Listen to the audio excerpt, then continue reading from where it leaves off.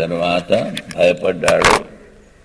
భయపడిన తర్వాత విచారం చేసి నాకన్నా ఇంకెవరు వేరెవరు లేరు అని విచారించి భయాన్ని పోగొట్టుకున్నాడు. ఇంతవరకు మనం నేను చెప్పుకున్నాం. ఇంక ఇవాళ మూడో మంత్రం. సవై నైవ రేమే తస్మాదేకాకీ న రమతే సద్వితీయం ఐచ్ఛత్ సహైతావాన్ ఆసా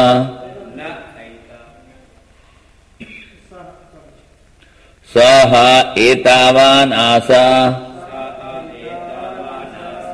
యథా స్త్రీ పుమాంసౌ సంపరిష్వక్తౌ స ఇమమేవ ఆత్మానం ద్వేధా ఆపాతయత్.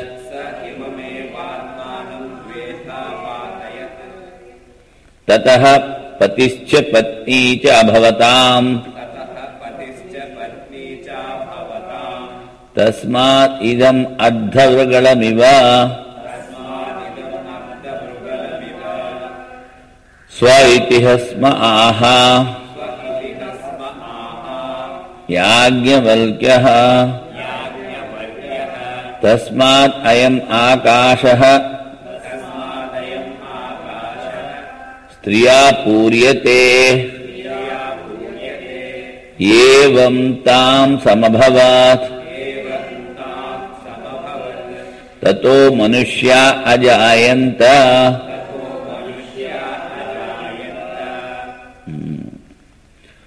ఆ ప్రజాపతి అక్కడే ఉండడం మూలాన స వై నిశ్చయముగా నరేమే అంటే ఇక్కడ వాడికి ఏ విధమైనటువంటి రమణము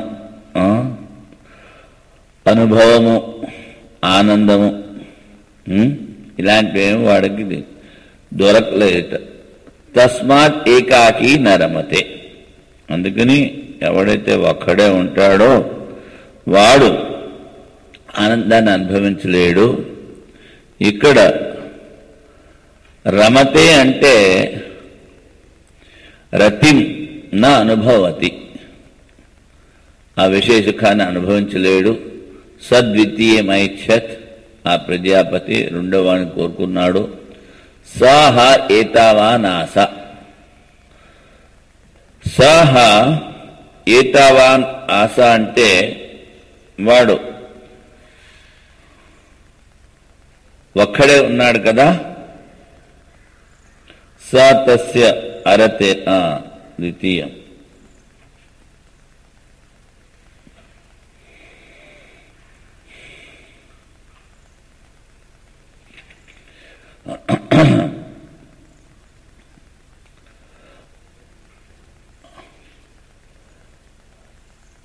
రతి అనేటువంటి క్రీడ ఒకళ్ళు చేయలేరు. అందుకని సద్వితీయమైచ్ఛత్ రెండు వారిని కోరుకున్నాడు. ఏ విధంగా అయితే ఏతావానాస అంటే ఇంత అయ్యాడు అని. యథా స్త్రీ పుమాంసం సంపరిష్వక్తౌ, స ఏ విధంగా అయితే ఒక స్త్రీ పురుషుడు వాళ్ళిద్దరూ కలుసుకుంటారో స ఇమమేవ ఆత్మానం ద్వేధా ఆపాతయత్, తననే రెండు భాగాల కింద చేశాడు. ఇమం ఏవ ఆత్మానం, తననే రెండు భాగాల కింద చేశాడు. సంకల్పం చేసి వాళ్ళిద్దరూ పతిశ్చ పత్ని చ అభవత్, అది భార్యాభర్తలయ్యారు. అభవతాం తస్మాత్ ఇదం అర్థవృగళమివ. మన కందిపప్పు కాకుండా కంది గింజలు ఉంటాయే, మినువులు ఇలాంటివన్నీ, అవి రెండు భాగాలు కోసం దళాలు కసుకున్నట్టుగా ఉంటాయి. అందుకనే తస్మాత్ ఇదం అర్థవృగళమివ స్వ ఇతి స్మ ఆహా. ఇక్కడ రెండు భాగాల కింద చేశాడు. అందుకనే ఇక్కడ ఈ అన్నంలో అంటే మన పప్పుల్లో ఉన్నటువంటి రెండు దళాల్లాగా స్వదేధ అపాతి చభతాన్ తస్మాదిదం అర్ధయుగళమివ రెండు బద్దల్లాగా ఉంటాయి. అర్థాత్ ఇతిహస్మాహ ఇదే యాజ్ఞవల్కుడు చెప్పాడు. యాజ్ఞవల్క్య తస్మాత్ అయం ఆకాశ స్త్రియా పూర్యతే. ఈ ఆకాశము అంటే ఈ పురుషుడు ఆ స్త్రీ రూపమైనటువంటి ఆకాశముతో పూర్ణమవుతాడు అని. ఆకాశం అంటే శూన్యత్వ సాదృశ్యమైనది. అది ఎందుకంటే ఒకడే ఉన్నప్పుడు వాడికి ఏదైనా ఆనందం ఉండదు కనుక స్త్రియా పూర్యతే. ఏవ తాం సమభవత్ తతో మనుష్య అజాయంత. దాంతో కూడుకున్నాడు, సంయుక్తుడయ్యాడు. అక్కడి నుంచి ఈ ప్రజలందరూ పుట్టారు.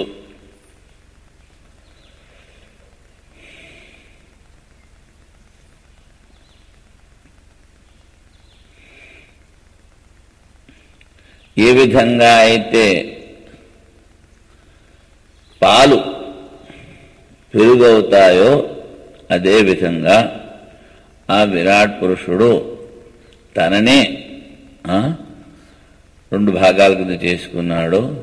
అదే సత్య సంకల్పత్వాత్ ఆత్మ వ్యతిరిక్తం స్త్రీ పుంస పరిష్వక్త పరిమాణం శరీరాంతరం బభూవ. ఆయన సత్య సంకల్పుడు కనుక తనకన్నా ఆత్మ వ్యతిరిక్తం, తనకన్నా భిన్నమైనటువంటి స్త్రీ పురుషుల్ని ఏర్పరిచాడు. స్త్రీ పురుషుల శరీరాన్ని నిర్మించాడు. ఆ తర్వాతది సోహ ఇయం ఈక్షాం చక్రే కథన్ను మా ఆత్మన ఏవ జనయిత్వా సంభవతి హంతతిరో అసానీతి సా గౌరభవత్ వృషభ ఇతరః తా సమేవాభవత్ తతో గావో అజాయంత వడవే ఇతరా అభవత్ అశ్వ ఋషః ఇతరో గర్దభీ ఇతరా గర్ధభ ఇతరః తాం సమేవాభవత్ తతః ఏకశఫం అజాయత అజా ఇతరా అభవత్ వస్త ఇతరో ఆవిరితరా మేష ఇతరః తా సమేవాభవత్ అభవత్ తతో అజావయో అజాయంత ఏవమేవ యదిదం కించ మిథునం ఆపిపీలికాభ్యః తత్సర్వమసృజత. ఇక్షాం చక్రే అంటే ఆ ప్రజాపతి విచారం చేశాడు. కథన్ను సో సా ఉ. సా అంటే తన నుంచి పుట్టించినటువంటి ఆ స్త్రీ పిండము విచారం చేసిందిట. ఏమిటి? కథన్ను మా ఆత్మన ఏవ జనయిత్వా సంభవతి. నన్ను తన నుంచి పుట్టించి నాతో ఎలా కూడుకుంటున్నాడు? అందుకని అంతా తిరో అసానీతి, నేను అదృశ్యమైపోతాను. సా గౌరభవత్, అది ఆవైందిట. ఈ ప్రజాపతి పురుషుడు ఉత్పత్తి చేశాడే వాడు వృషభం అంటే ఎద్దు, ఆంబోతు ఎద్దు కాదు, ఎద్దుంటే బండు లాగేది ఆంబోతు. వృషభ ఇతర దాన్ని కలుసుకున్నప్పుడు ఈ ఆవులన్నీ పుట్టాయి. వడవా ఇతర అభవత్ అంటే అది ఆడగుర్రం అయిందిట, వీడు మగ గుర్రం అయ్యాడు. తర్వాత అది గాడిద అయింది, ఆడగాడిద, వీడు మగ గాడిద అయ్యాడు. ఈ విధంగా దాన్ని కూడుకుంటే ఏకశభము అంటే మనం ఒకే గిట్ట ఉన్నటువంటి జంతువులు పుట్టాయి. ఏకశభము జాయత. ఆ తర్వాత వాడు అజ అంటే ఇది మన మేక కాదు, అజ అంటే మేక కూడా అనొచ్చు. ఇక్కడ మేక, అజ అంటే మేక, అవి అంటే గొర్రె. ఈ విధంగా మొగ మేక, ఆడమేక, బస్తా అంటే ఆడమేక అన్నమాట అయింది. తర్వాత అది ఆడగొర్రె అయితే వీడు మగ గొర్రె అయ్యాడు, మేష. ఈ విధంగా ఆ గొర్రెలు మేకలు కూడా ఉత్పత్తి చెందాయి. అజావయవో అజాయంతే ఏవమేవ ఎదిదం కించ. ఈ ప్రపంచంలో ఉన్నటువంటి 84 లక్ష రాసులు, 84 లక్ష రాసులు ఏమిటి జీవరాశులు, అవన్నీ కూడా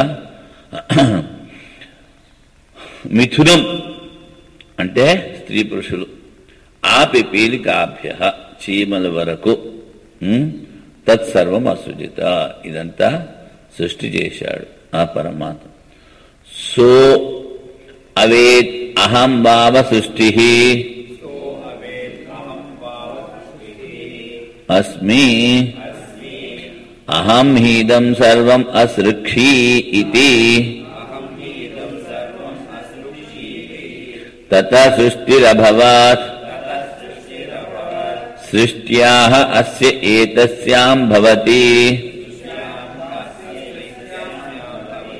య ఏవం వేద.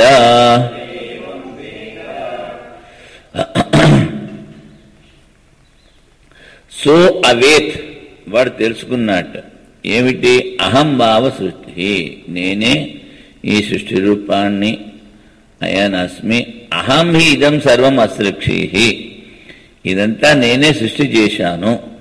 అందుకని తథ సృష్టిరభవత్, అలా సత్య సంకల్పడు కనుక ఈ సృష్టి అంతా జరిగింది. సృష్ట్యాః అస్య ఏతస్యాం భవతి య ఏవం వేద. ఈ విధంగా ఎవడైతే ఉపాసన చేస్తాడో వాడు కూడా ఆ ప్రజాపతిలాగా సృష్టి చేయగలడు. అంటే ఉపాసన ద్వారా ఆ దేవతాత్వ భావాన్ని పొందుతారు.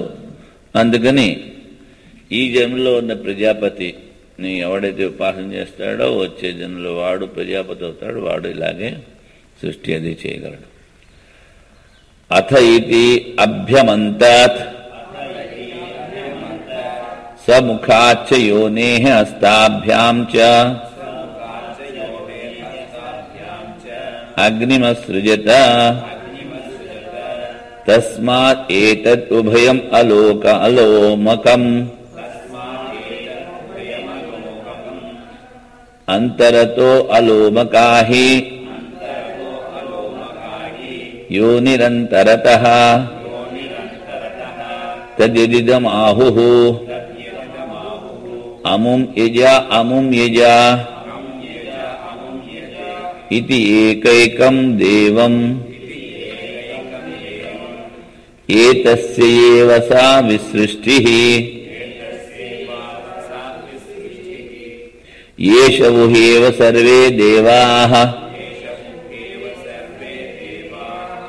అథ యత్కించిత్ ఇదం ఆర్ద్రం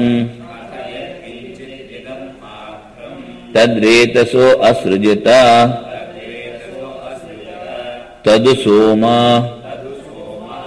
ఏతావద్వా ఇదం సర్వం అన్నం చ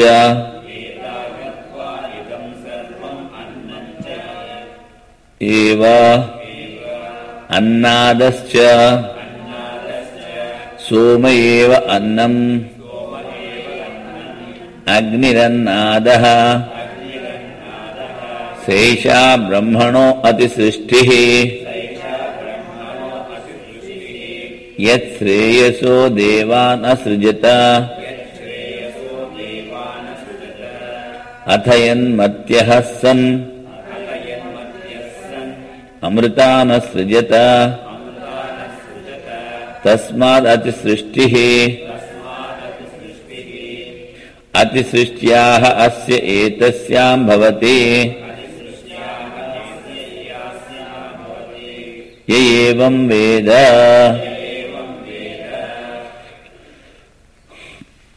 తస్య ఏవ సా విసృష్టిః. విసృష్టి అంటే ఆ ప్రజాపతి యొక్క విభూతి ఐశ్వర్యము. ఏషో ఏవ హి ఏవ సర్వే దేవాః. వీరి నుంచే అందరు దేవతలు కూడా ఉత్పత్తి చెందారు. ఇక్కడ వెనకాల కూడా ఉంది కదా. అథ ఇది అభ్యమంతత్. మంతనం అంటే మనం ఏ విధంగా అయితే పెరుగుని చిలుకుతామో దాన్ని మంథనము అంటారు. అదేవిధంగా ఈయన కూడా మంథనం చేశాడు. ఏమిటి? ముఖాచ్చ యోనే హస్తాభ్య. ముఖాన్ని యోనిని చేతులతో మంథనం చేశాడు. స అగ్నిమసృజిత. ఆ మంథనం వల్ల ఏమొచ్చింది? అగ్ని సృష్టించబడింది. తస్మాత్ ఏతద్ ఉభయం అలోమకం. ఆ ముఖము యోని రెండు కూడా రోమాలు లేకుండా ఉంటాయి. అంతరతో అలోమకాహి యోనిరంతరతః. తర్వాత తద్ ఎదిదం ఆహుః అముం యజ అముం యజ. ఈ విధంగా యజ్ఞం చేయండి, ఈ విధంగా యజ్ఞం చేయండి అంటూ ఉంటారే. ఇది ఏకైకం దేవం ఏతస్య ఏవ సా విసృష్టిః. ఈ విధంగా ఒక్కొక్క దేవతని వాడు సృష్టించాడు. విసృష్టిః. విసృష్టి అంటే విభూతి. ఏషౌ ఏవ సర్వే దేవాః. వీరి నుంచే అందరు దేవతలు కూడా వచ్చారు. అథ యత్కించి ఇదం ఆర్ద్రం. ఏదైతే తడితడిగా ఉంటుందో అదంతా రేతసు అసృజిత. రేతసు నుంచి సృష్టించాడు. తదు సోమ. ఇప్పుడు ఏదైతే ఈ మనం ఆర్ద్రము అన్నామో, తడిగా ఉందో దాన్నే సోమరసం కూడా అన్నాము. అందుకని ఏతావద్వా ఇదం సర్వం అన్నం. ఇదంతా కూడా అన్నము. ఏతావద్వై ఇదం సర్వం. ఇదంతా కూడా అన్నము. తస్మాత్ ముందు చూద్దాం. అన్నం ఏవ అన్నాదస్య సోమః. అన్నము అన్నాదము అంటే ఈ సృష్టిలో రెండు భాగాలు ఉన్నాయి.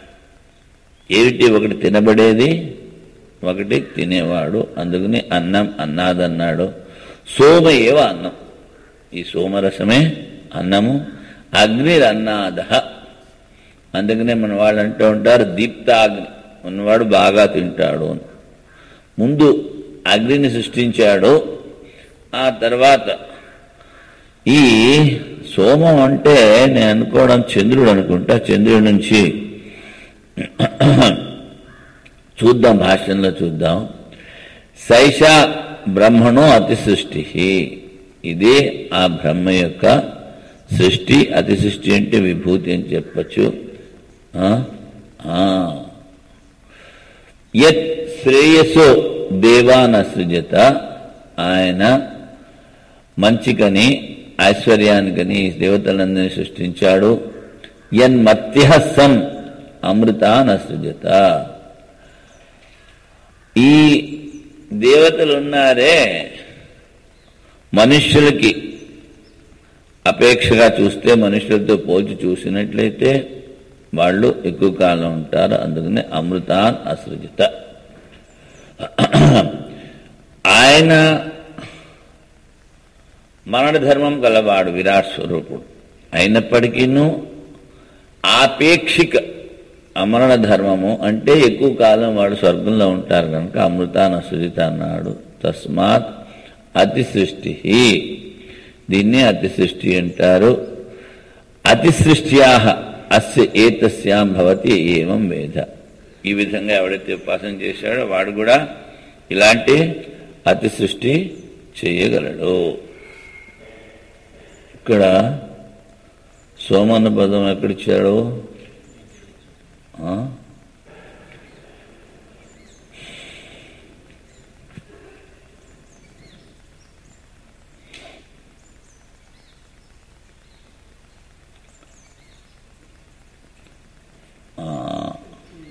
తథా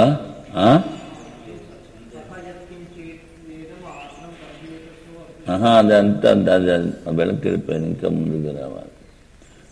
క్షత్రియం తస్మాత్ ఐంద్రం క్షత్రం బహువీర్యం చ.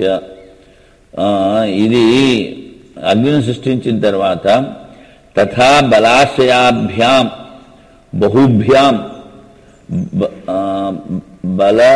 బలవిధాధికం క్షత్రియ జాతి నియంతారం క్షత్రియంచ.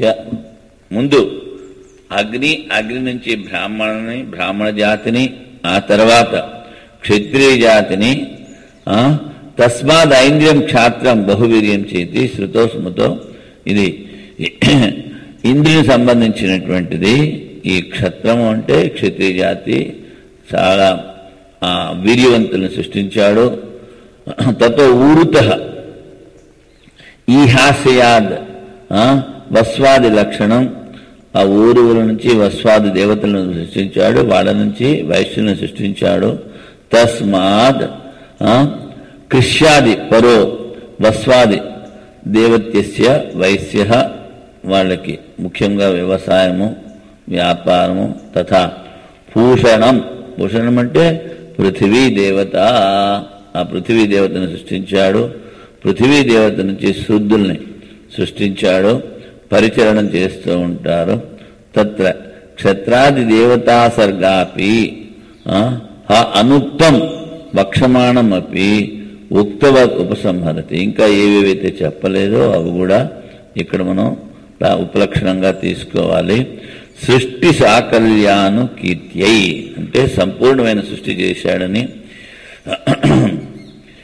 యాయం శృతిర్ వ్యవస్థిత తథా ప్రజాపతిరేవ సర్వే దేవా అంటే ఈ దేవతలందరూ కూడా ప్రజాపతి స్వరూపమే. ముందు దేవతలను సృష్టించాడు, దేవతల నుంచి మనుష్యులను సృష్టించాడు. నిన్న కూడా చెప్పాను,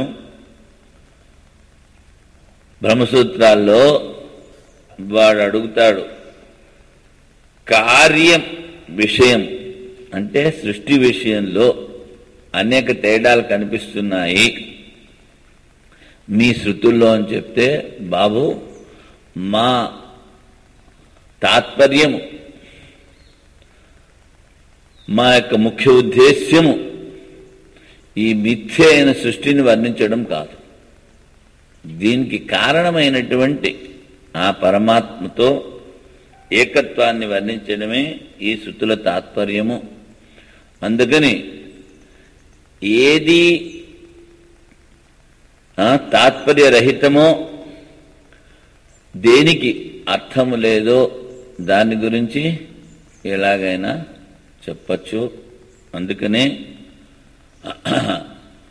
అక్కడ భూచిద్రం కానీ, లేకపోతే జలధార కానీ, మాల కానీ, తాడు కానీ ఏదైనా ఉండొచ్చు, అది పావులాగా కనిపించవచ్చు.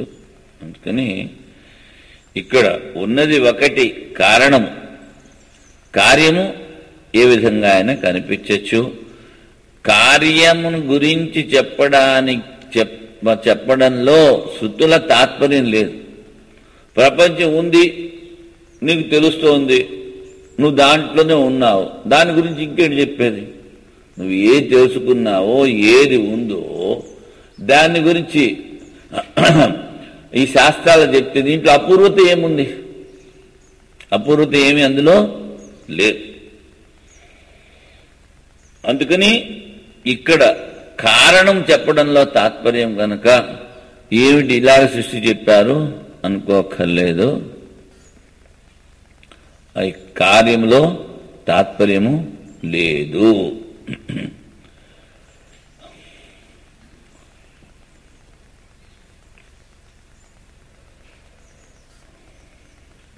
తరువాత ఇక్కడ కల్పనాంతరుపపత్తేర్ అవిరోధాత్ ఏవం విరుద్ధార్థానుపత్తే ప్రామాణ్య వ్యాఘాతి చేత్. నువ్వు ఈ సృష్టి వాక్యాల్లో చాలా విరోధాలు కల్పిస్తున్నాయి కదా అంటే కల్పాంతరుపపత్తేర్ అవిరోధాత్. ఒకటి కల్పన చేస్తే ఇంకొకటి కల్పన చేస్తాడు. అందుకని ఉపాధి విశేష సంబంధాత్ విశేష కల్పనాంతరం ఉపపద్యతే. అనేక ఉపాధులు ఉండడం మూలాన అనేక కల్పనలు చేయొచ్చు. అందుకనే చెప్పారు ఆ పరమాత్మ గురించి, ఆసీనో దూరం వ్రజతి శయానో యాతి సర్వతః కస్తం మదామదం దేవం మదన్యో జ్ఞాతుమర్హతి. అందుకని కూర్చున్నవాడు ఆసీన దూరం వ్రజతి. ఆసీన దూరం వ్రజతి అంటే కూర్చున్నవాడు దూరానికి పోతాడు అంటే ఇక్కడ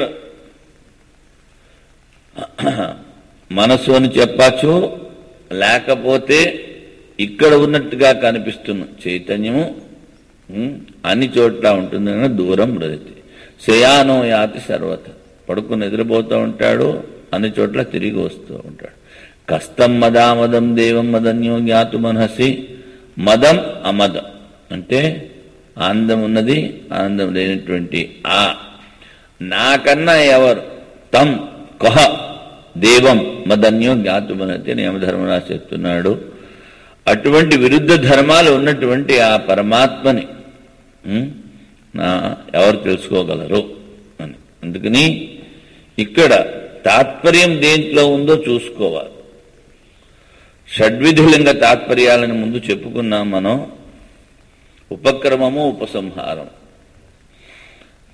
తర్వాత అభ్యాసము, ఫలము, అపూర్వత, ఫలము, అర్థాపత్తి, ఉపపత్తి. అర్థాపత్తి అంటే స్తుతి, ఉపపత్తి అంటే యుక్తి.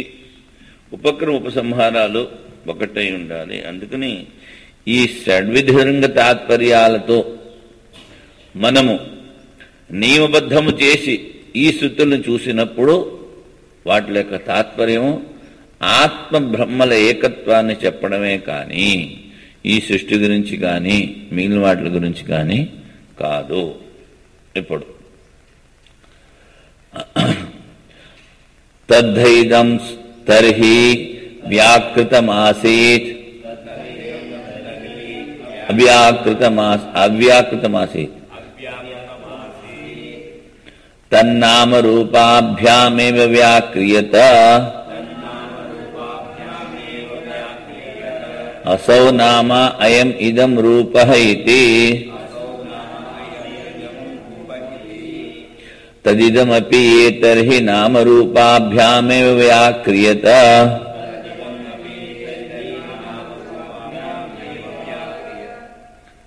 వ్యాక్రియతే అసౌ నామ అయం ఇదం రూపః ఇతి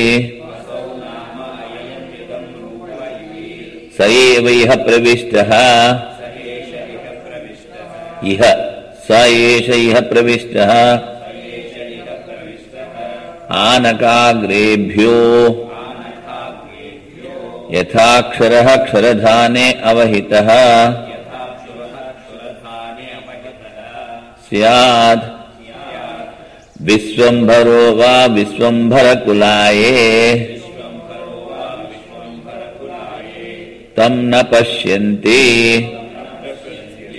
అకృష్ణో హి సహ ప్రాణన్నేవ ప్రాణో నామ భవతి వదన్ వాక్ పశ్యన్ చక్షుః శృణ్వన్ శ్రోత్రం మన్వానో మనః తాని అస్య ఏతాని కర్మనామాని ఏవ సాయోతః ఏకైకం ఉపాస్తే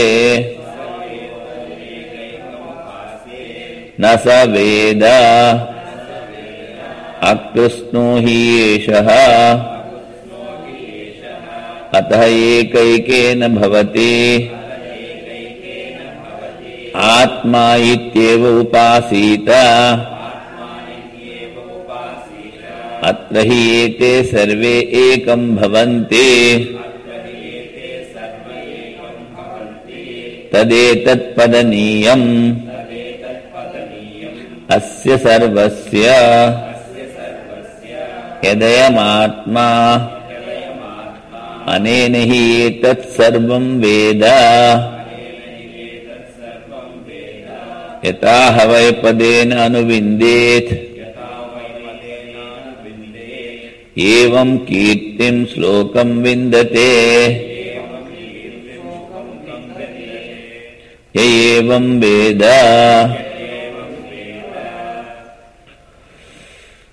తద్ధైదం తర్హి అవ్యాకృతమాసీత్.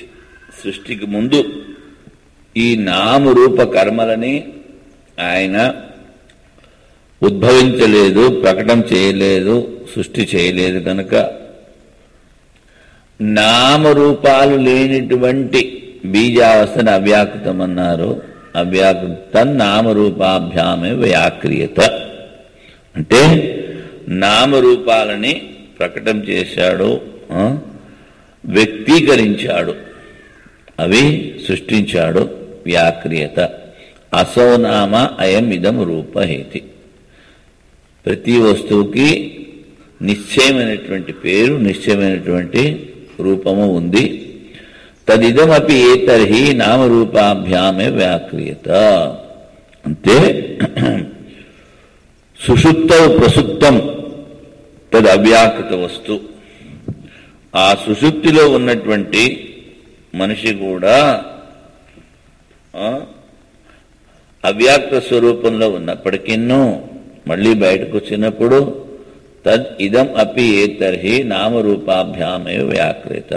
నామరూపాలతో మళ్ళీ వాడంతా తెలుసుకుంటూ ఉంటాడు, దీనికి ఫలానా పేరు, దీని ఫలానా రూపం అని. మరి ఈ నామరూపాలను సృష్టించాడు అన్నప్పుడు ప్రతిదానికి ఒక రూపం ఉంది. ఇవన్నీ పంచభూతాలతో చేయబడినవి, కల్పితమైనటువంటివి అయినప్పటికీను సై ఏవ ఇహ ప్రవిష్ట. ఆ పరమాత్మే వీటన్నిట్లోనూ ప్రవేశించాట.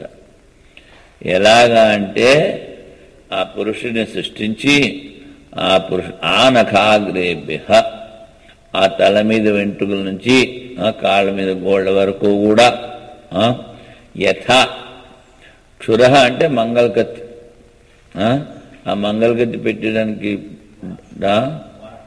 వర పెద్ద కత్తి అంటారు, దీని కూడా ఇది మంగళకత్తి. క్షురధానో అవహిత, ఆ మంగళకత్తి పెట్టేటువంటి వరాన్ని ఏదైనాను అది స్యాద్. విశ్వంభరో వా విశ్వంభర కులాయే.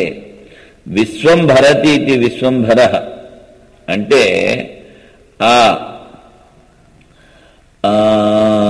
విశ్వంభరుడు అంటే ఇక్కడ విశ్వంభర కులాయ అంటే విశ్వంభరతి ఇక్కడ అగ్ని అని చెప్పాలి. ఎందుకంటే ఆ విశ్వాన్ని భరించేటువంటి ఈ అగ్ని తనకి ఆశ్రయమైనటువంటి ఈ కలప ఇలాంటి దాంట్లో గుప్తంగా ఉంటుంది.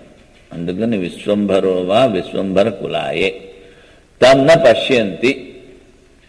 ఆ కట్టెని కాల్చేంత వరకు కానీ అగ్ని మనకి కనిపించదు. అదే విధంగా అందరిలోనూ ఈ పరమాత్మ ఉన్నాడు. అది చెప్పు, మంత్రం చెప్పు. ఓం సహస్రశీర్ష పురుష సహస్రాక్ష సహస్రప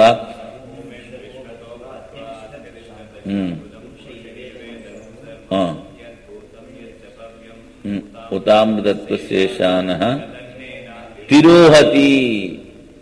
ఈ పురుషులందరినీ వాడు సృష్టించి ఇందులో తిరోధానుడై ఉన్నాడు. ఎదన్నైనా తిరోహతి ఏతావానస్య మహిమ అతో జాయాస పురుష. వాడు తిరోహితుడై ఉండడం మూలాన ఈ శరీరంలో వాడిని మనము తేలిగ్గా తెలుసుకోలేకపోతున్నాము.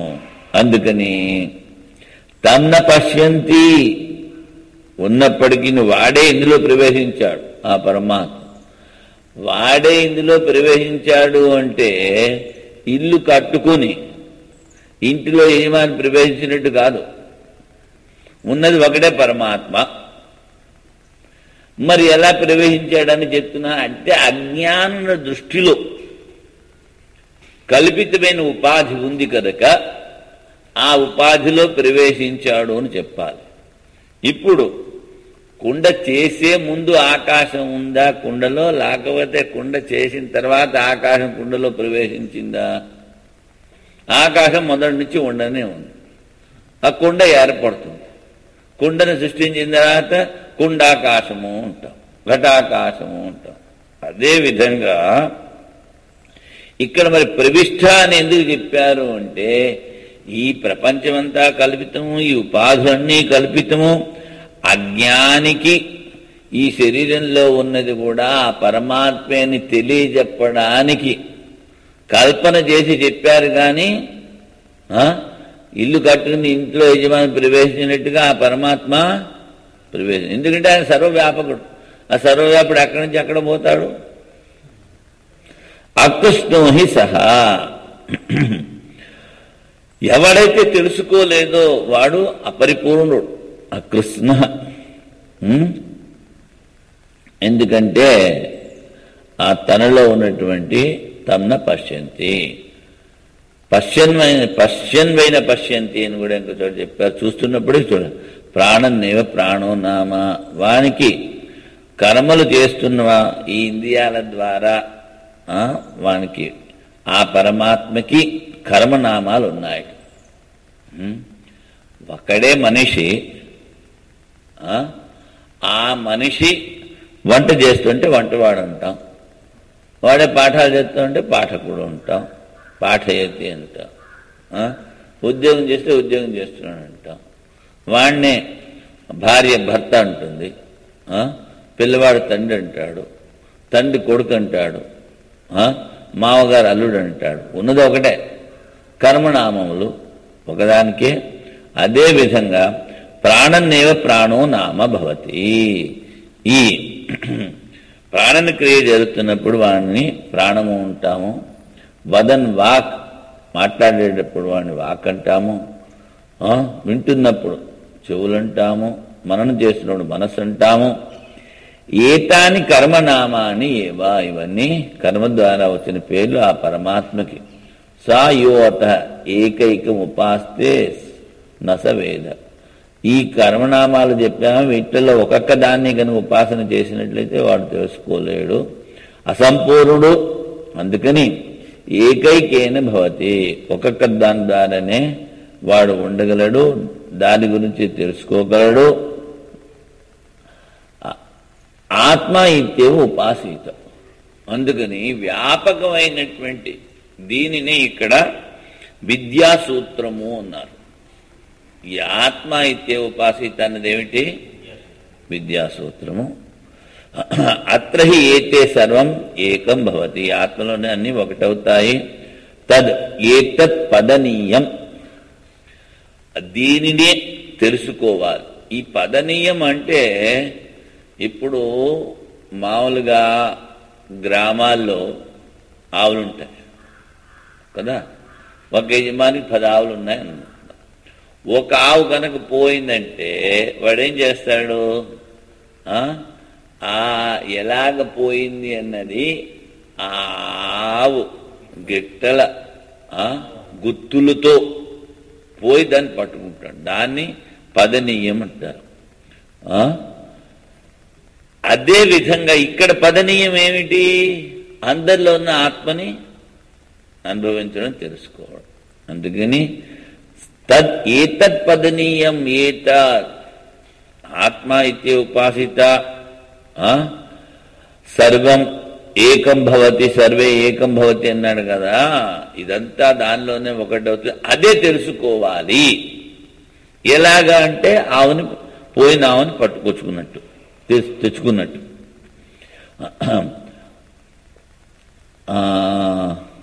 పదనీయం అస్య సర్వస్య యదయమాత్మా, సర్వస్య యదయమాత్మా అనేన హి ఏతత్ సర్వం వేద.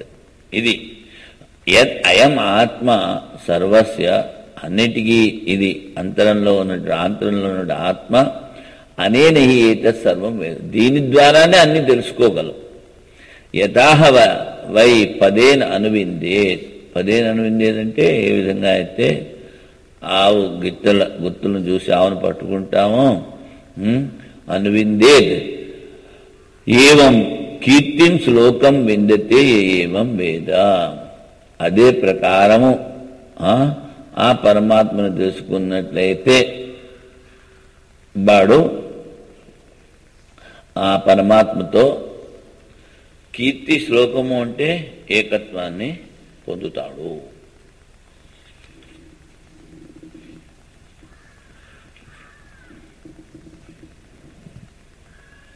ఇక్కడ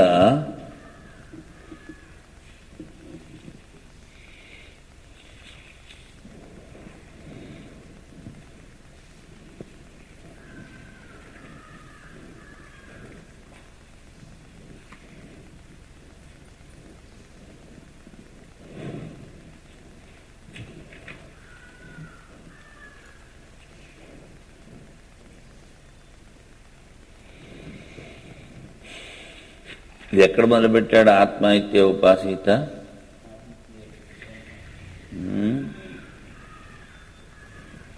ఇక్కడ వీడు ఇక్కడంతా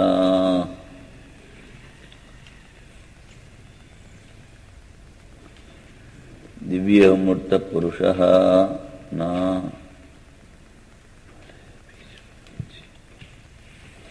ఈ ప్రవేశం గురించి కూడా చెప్పాడు. ఇక్కడ బాగా డిస్కస్ చేశాడు. అంటే దీన్ని సంక్షేపంగా మీకు చెప్పాను. ఏ విధంగా అయితే కుండ చేసినప్పుడు అందులో మొదటి నుంచి ఆకాశం ఉందో అదేవిధంగా ఉపాధులు ఏర్పడతాయి. కానీ ఇక్కడ ప్రవేశము అజ్ఞాన దృష్టిలో చెప్పింది. మరి ఆ పరమాత్మ అందరిలో ఉన్నాడు కనుక ఈ జీవుల యొక్క సుఖ దుఃఖాలతో వానికి సంబంధం ఉంటుంది అంటే సంబంధం ఉండదని ఆయన అసంగుడు, అది కూడా చెప్పారు. ఆ తర్వాత ఆత్మస్తు కామాయ సర్వం ప్రియం భవతి ముందు చెప్తారు.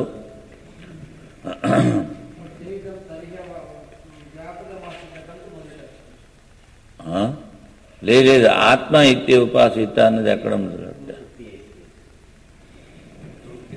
అయితే మీ పుస్తకం వేరు, మా పుస్తకం వేరు.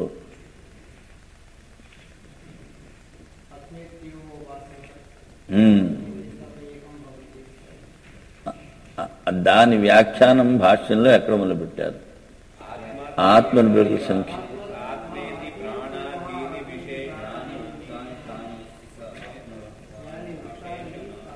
ఆనఖాగ్రేభ్య అవన్నీ దాటాలి. ప్రాణనాది క్రియా విషయం దర్శనం హేతుమాహ వదన్ వాక్ ఇదే అయిపోయింది. తాని ఏ తాని సాయోతో అస్మత్ ప్రాణనాది కథం పునః పశ్యన్ వేద ఇత్యా ఆత్మ ఇత్యేవ ఆత్మ ఇది ప్రాణనాది విశేషణాని యాని యుక్తాని తాని యస్య ఆత్మస్థాని ఆత్మ ఇది ఉచ్యతే. ఇక్కడి నుంచి మొదలు పెడదామా? లేదు, ఇంకా ముందు పేర ఆత్మ ఇత్యే ఉపాసీత ఇది న అపూర్వ విధి అన్నాడు. అక్కడి నుంచి చూద్దాం.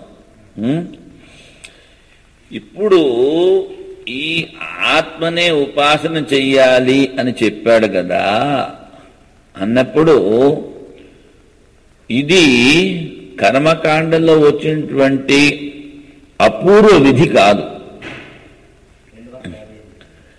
ఇక్కడ అపూర్వ విధి అంటే ఏదైతే మనకి తెలియదో అపూర్వ విధి అత్యంతం అప్రాప్తం స్వర్గకామం ఏజేత అన్నాం మనం. స్వర్గాన్ని గురించి మనకు తెలియదు. అందుకని ఇక్కడ దాన్ని అపూర్వ విధి అన్నారు. అదేవిధంగా నియమ పాక్షికే సతి నియమ విధి అంటే ఇప్పుడు మనకి యజ్ఞానికి బియ్యం కావాలి. ఆ బియ్యం కావాలన్నప్పుడు ఏం చేస్తాము? ఆ ధాన్యాల్ని మనం దంచుతాం, పొట్టు పోతుంది, బియ్యం వస్తుంది. మనకు కొన్ని బియ్యం కావాలనుకోండి, చేతితో కూడా ఆ ధాన్య పొట్టు తీసేయచ్చు కదా. అంటే ఏమిటి? పాక్షికే సతి అన్నప్పుడు ఆ రెండు విధాల మనకి ఆ బియ్యపు గింజలు తీసేటువంటి పద్ధతి ఉన్నప్పుడు దానిలో నియమం చేస్తారు. అదేవిధంగా విహీన్ అవహంతి, అవహంతి అంటే నక విధనంతముతో ఆ బియ్యం గింజలు తీయకూడదు, వాటిని కొట్టి ఆ పొట్టు తీసేయాలి అని అనేటువంటి నియమ విధి. తత్ర అన్యత్య ప్రాప్తో పరిసంఖ్య. తత్ర అన్యత్ర నేను చెప్పాను పరిసంఖ్యా విధి. పరిసంఖ్యా విధి అంటే అక్కడ ప్రాప్తము, ఇంకొక చోట కూడా ప్రాప్తం. ఈ పరిసంఖ్యా విధి నేను చెప్పాను పంచపంచ నకాభక్ష. దానికి ఇంకా తేలిగ్గా చెప్పాలి అంటే మన ఈ ఆర్య సమాజి దయానంద స్వామిజీ ఉన్నారే, ఇది చెప్పాను కదా సారి, చెప్పలేదు? పరిసంఖ్యా విధి గురించి చెప్పాను కదా. ఈ ఆర్య సమాజం దయానంద స్వామిజీ ఉన్నారే, ఆయన శిష్యుడు ఒకడు ఉండేవాడు. వాడు కొంచెం మాంసం తింటూ ఉండేవాడు, మేక మాంసం ఏదో తింటూ ఉండేవాడు. ఇంకొకడు వెళ్ళి ఆయనకి రిపోర్ట్ చేశాడు అనమాట. ఏంటి, మీరేమో ఈ శిష్యుని ఇంతగా ప్రేమిస్తున్నారు, వాడేమో రోజు చక్కగా కొడుతున్నాడు అంటే సరే అన్నాడు ఆయన. అని చెప్పి ఉపన్యాసం చెప్తూ, నాయన మేక మాంసం తింటే ఏం తప్పులేదు, కానీ పొడుగ్గా మూరెడు చెవి ఉన్న మేక మాంసమే తినాలి, మిగిలిన వాటి మాంసం తినకూడదు, అది ఒంటికి మంచిది కాదు ఆధ్యాత్మిక ఏది ఇలా చెప్పాడు. ఆ శిష్యుడు చాలా సంతోషపడ్డాడు. కానీ ఆయన చెప్పినంత పొడుగు చెవిగల మేక దొరికేది కాదు. అంటే ఏమిటి, అది దొరికినప్పుడే తినేవాడు, దొరకనప్పుడు దాన్ని వెతికి ఇంకా అలసిపోయి ఆఖరికి. అంటే ఏమిటి, తత్రచ అన్యత్ర ప్రాప్తం. అన్యత్ర అంటే ఎక్కడైతే మీరు 5 గోళ్ళు ఉన్నటువంటి 5 జంతువులనే తిన్నమని చెప్పారు, మీలో కూడా ఉన్నాయి కదా, అందుకని ఇది ప్రాప్తము అది ప్రాప్తం. ఈ పరిసంఖ్యా విధి ఎందుకు చెప్తారంటే దాని నుంచి తొలగడానికి. కానీ ఇక్కడ వీడేమిటంటున్నాడు, ఇది నియమ విధి, ఆత్మ ఇత్యే ఉపాసీత ఇది నా అపూర్వ విధి. అంటే స్వర్గకామో యజేత. విధి అని నువ్వు అన్నావు అనుకో, ఒకవేళ విధి అంటే అది కర్మానికి అంగం అవుతుంది. స్వర్గకామో యజేత అన్నప్పుడు దశపూర్ణమాసాభ్యాం స్వర్గకామో యజేత. ఈ యాగం ద్వారా స్వర్గం కావాలనుకున్నవాడు యాగం చెయ్యాలి. ఈ యాగాన్ని అన్నప్పుడు అదేవిధంగా దీన్ని కూడా ఆత్మ తెలుసుకోవాలనుకున్నవాడు ఏదో చెయ్యాలని చెప్తాడు, విధి అని చెప్తే. అందుకని ఆయన చెప్తున్నారు, ఈ ఆత్మ ఇతేవు ఉపాసీత అని చెప్పినప్పటికిన్నో ఇక్కడ అపూర్వ విధి కాదు నాయనా.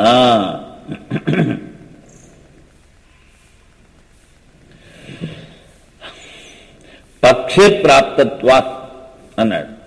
పక్షం అంటే పాక్షికాయాం స్మృతి సంప్రాప్తౌ తత్సంతానో నియమ్యతే ఉపస్థితం యదా దుఃఖం తదా తస్య ఉపశాంతయే ఆనందాత్మకం అద్వైతం స్మరేద్ బ్రహ్మ పునః పునః. ఇక్కడ వాడు చెప్పింది ఏమిటి అంటే పక్షే ప్రాప్తత్వాత్. పక్షే ప్రాప్తత్వాత్ అంటే తన ఆత్మస్వరూపం అయి ఉండి దుఃఖాన్ని అనుభవిస్తున్నాడు, నేను దుఃఖి అంటున్నాడు. అలా కాకుండా ఇది సచ్చిదానంద స్వరూపము, నువ్వు దాని స్మరణ చేసుకుంటూ ఉండు. అలా కనుక చేసినట్లయితే నువ్వు ఆ నీలో ఉన్నటువంటి ఆనందాన్ని నువ్వు అనుభవిస్తావు అని చెప్పారు. కనుక పాక్షికాయ ఉపస్థితం యదా దుఃఖం తదా తస్య ఉపశాంతే ఆనందాత్మకం అద్వైతం స్మరేత్. ఆనందరూపమైనటువంటి ఈ అద్వైతం అంటే ద్వైతం లేనటువంటిది, ఒకటే ఆత్మ. అందుకని బ్రహ్మపురం ఇత్యేవం మృదు చింతానాం మతం భాష్యకృత తథా. అంటే ఈ భాష్యం రాసినటువంటి వారి కూడా విచారం ఇదే. అంగీకృత్య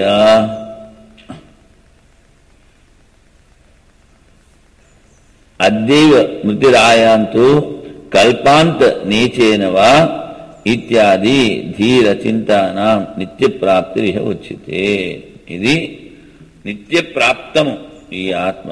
అందుకని ఇక్కడ మనం ఆనంద స్వరూపులమై ఉండి దుఃఖితులం అనుకుంటున్నాం కనుక పక్షే ప్రాప్తత్వాత్ అన్నారు. యత్ సాక్షాత్ అపరోక్షాత్ బ్రహ్మ. ముందు 3వ అధ్యాయంలో ఈ ప్రశ్న తత్మే విజిజ్ఞాసస్వ, దాని గురించి నాకు చెప్పు అంటే, ఏదైతే నువ్వు అపరోక్ష రూపంలో అనుభవిస్తున్నావో ఆత్మ గురించి నాకు చెప్పు ఉంటాడు.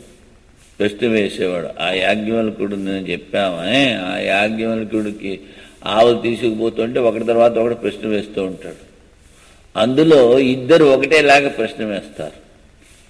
సాక్షాత్ అపరోక్షాత్ బ్రహ్మ తద్మే వ్యాచక్ష్వ, దాని గురించి మాకు చెప్పు. కథమ ఆత్మ యోయం విజ్ఞానమయ. ఈ ఆత్మ ఏది అన్నప్పుడు ఈ జీవుడు ఆత్మ విజ్ఞానమయమా యోయం ఇది.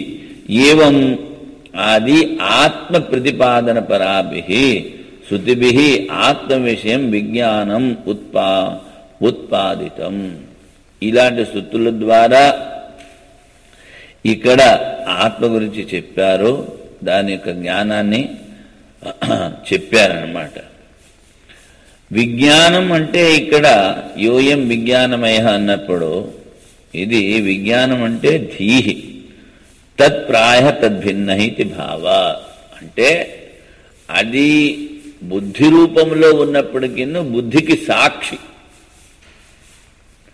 అంటే జ్ఞాన స్వరూపము. ఇప్పుడు స్వరూప లక్షణము చెప్పినప్పుడు జన్మాద్యస్యాత యత అన్నప్పుడు మనం తటస్థ లక్షణం చెప్పుకున్నాం.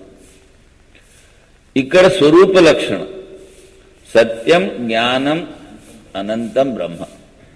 అంటే ఇది జ్ఞానము అని చెప్పినప్పుడు సత్యముని ఎందుకు చెప్పారు?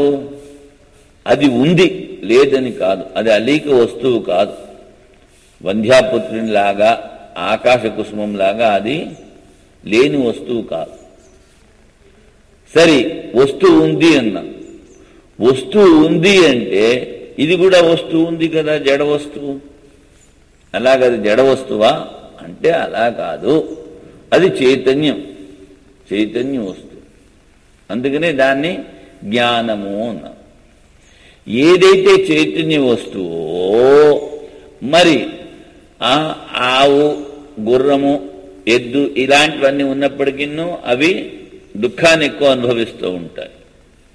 మరి దుఃఖ స్వరూపమా అంటే కాదు, అనంతము ఆనంద స్వరూపము అని చెప్పారు. కనుక ఇక్కడ విజ్ఞానమయము అన్నప్పుడు జ్ఞాన స్వరూపమైనప్పటికీ ఆ బుద్ధి స్వరూపమైనప్పటికీ ఆ బుద్ధి కన్నా వేరైనది, ఆ బుద్ధికి సాక్షి అని తెలుసుకోవాలి. విజ్ఞానం ఏమంటే బుద్ధిని తెలుసుకునేటువంటిది విజ్ఞానమేమో. ఈ విధంగా శృతుల్లో ఆత్మ గురించి చెప్పారు. ఆత్మస్వరూప విజ్ఞానేన ఏవ తద్విషయ అనాత్మ అభిమాన బుద్ధి కారకాది క్రియా ఫల అధ్యారోపణ ఆత్మిక అవిద్య నివర్తిత. ఇప్పుడు ఆత్మస్వరూప విజ్ఞానేన ఈ ఆత్మ ఏ విధంగా అయితే ఉందో దాన్ని అదే విధంగా తెలుసుకోవడం, అనుభవించడం. దాన్ని ఇక్కడ ఏమిటంటున్నారు? ఆత్మస్వరూప విజ్ఞానేనా. దాని ద్వారా ఏమిటి తెలుసుకుంటాం? తద్విషయ అనాత్మ అభిమాన బుద్ధి. అంటే ఏదైతే మనము కర్త, కారకము, సంబంధము, ఈ శరీరంతో సంబంధం, మనసుతో సంబంధం, ఇంద్రియాలతో సంబంధం, ఇలాంటివన్నీ పెట్టుకున్నామో, ఏ క్రియాకలాపాలన్నీ చేస్తున్నామో ఇవన్నీ అధ్యసించుకున్నవి దేని మూలాన? అజ్ఞాన మూలాన. ఈ అజ్ఞాన మూలాన మనం ఏవైతే అధ్యాసం చేసుకున్నామో, ఆరోపించుకున్నామో అవన్నీ కూడా ఈ ఆత్మజ్ఞానం ద్వారా అవి తొలగించుకోవచ్చు. అవిద్య నివర్తిత భవతి. తస్యాం నివర్తితాయాం కామాది దోషానుపత్తే. అజ్ఞానము కనుక తొలగిపోయినట్లయితే ఏ విధమైనటువంటి కోరికలు ఉండవుట.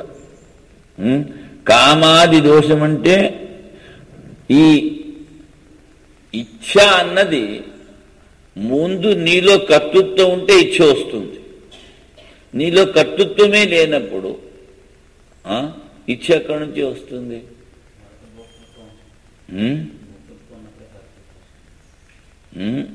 కర్తృత్వం ఉంటే దాని తర్వాత ఫలానాది నేను అనుభవిస్తాను అనుకుంటాడు. అందుకని ఈ కామాది దోషం అంటే కర్తృత్వాది, భోక్తృత్వాది ఇవన్నీ ఉండవు. దోష అనుపపత్తేహే అనాత్మ చింత అనుపపత్తేహే.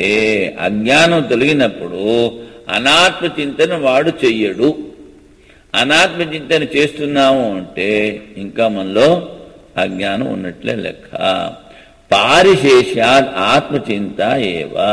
అనాత్మ చింతన లేనప్పుడు ఇంక మిగిలింది ఏముంది? ఆత్మచింతన. అందుకని ఆత్మ అయితే ఉపాసిత అన్నారు. తస్మాద్ తద్ ఉపాసనం అస్మిన్ పక్షే న విధాతవ్యం. ఇప్పుడు వాడన్నాడు ఏమిటి ఇది? అపూర్వ విధి అన్నాడు. అపూర్వ విధి అన్నప్పుడు ఇక్కడ మనము అజ్ఞానాన్ని నివారించుకోవడమే కానీ మనము ఏ విధంగా అయితే యజ్ఞం చేసి వాడు స్వర్గాన్ని పొందుతాడో అలాగ పొందవలసింది ఏదీ లేదు. ప్రాప్తస్య ప్రాప్తి. ఈ అజ్ఞానము అనేటువంటి పొరని మనం తీసేయాలి అంతే. దేని ద్వారా? ఆత్మచింతన ద్వారా. కానీ ఈ ఆత్మచింతన మనం ఏదైతే చేస్తున్నామో అదే అజ్ఞానాన్ని తొలగిస్తుంది. అజ్ఞానం తొలగించినప్పుడు మన ఆత్మ అనుభవంలోకి వస్తుంది కదా. అనుభవంలోకి వస్తున్న ఆత్మ దీనికి ఏ విధమైనటువంటి పరిశ్రమ చెయ్యక్కర్లేదు. ఎరుక తెలుసుకోవాలి. ఏమిటి తెలుసుకోవాలి? ఈ ఆత్మ అన్ని చోట్ల ఉంది, అదే నాలో ఉంది, నేను ఆత్మ కన్నా అభిన్నము అన్నటువంటిది మనం తెలుసుకోవాలి, అనుభవించాలి. దానికి ఇక్కడ ఏ విధమైనటువంటి కర్మ కానీ విధి కానీ అవసరం లేదు అని చెప్పారు. మళ్ళీ చూడండి, ఎప్పుడైతే ముందు ఆత్మస్వరూప విజ్ఞానం, విజ్ఞానం అంటే బోధ, మనకి ఆ బోధ కలిగినప్పుడు ఈ అజ్ఞానం ద్వారా వచ్చినటువంటి కర్తృత్వము, ఈ కర్మలు ఇవన్నీ కూడా వాటినంతట అవి తొలగిపోతాయి. అప్పుడు మనలో ఏవిటువంటి కామక్రోధ లోభాదులు ఏవి దోషాలు ఉండవు. అది ఆత్మచింతనే చేస్తూ ఉంటాము. తస్మాద్ తదుపాసనం అస్మిన్ పక్షేన విధాతవ్యం. ప్రాప్తత్వ బ్రహ్మైవసన్ బ్రహ్మాప్యేతి అన్నప్పుడు అది మనకి మొదల నుంచి ప్రాప్తం. అంతేకాని దాని గురించి మనం ఏ విధమైన కర్మలు చెయ్యక్కర్లేదు. కిం ప్రజయా కరిష్యామో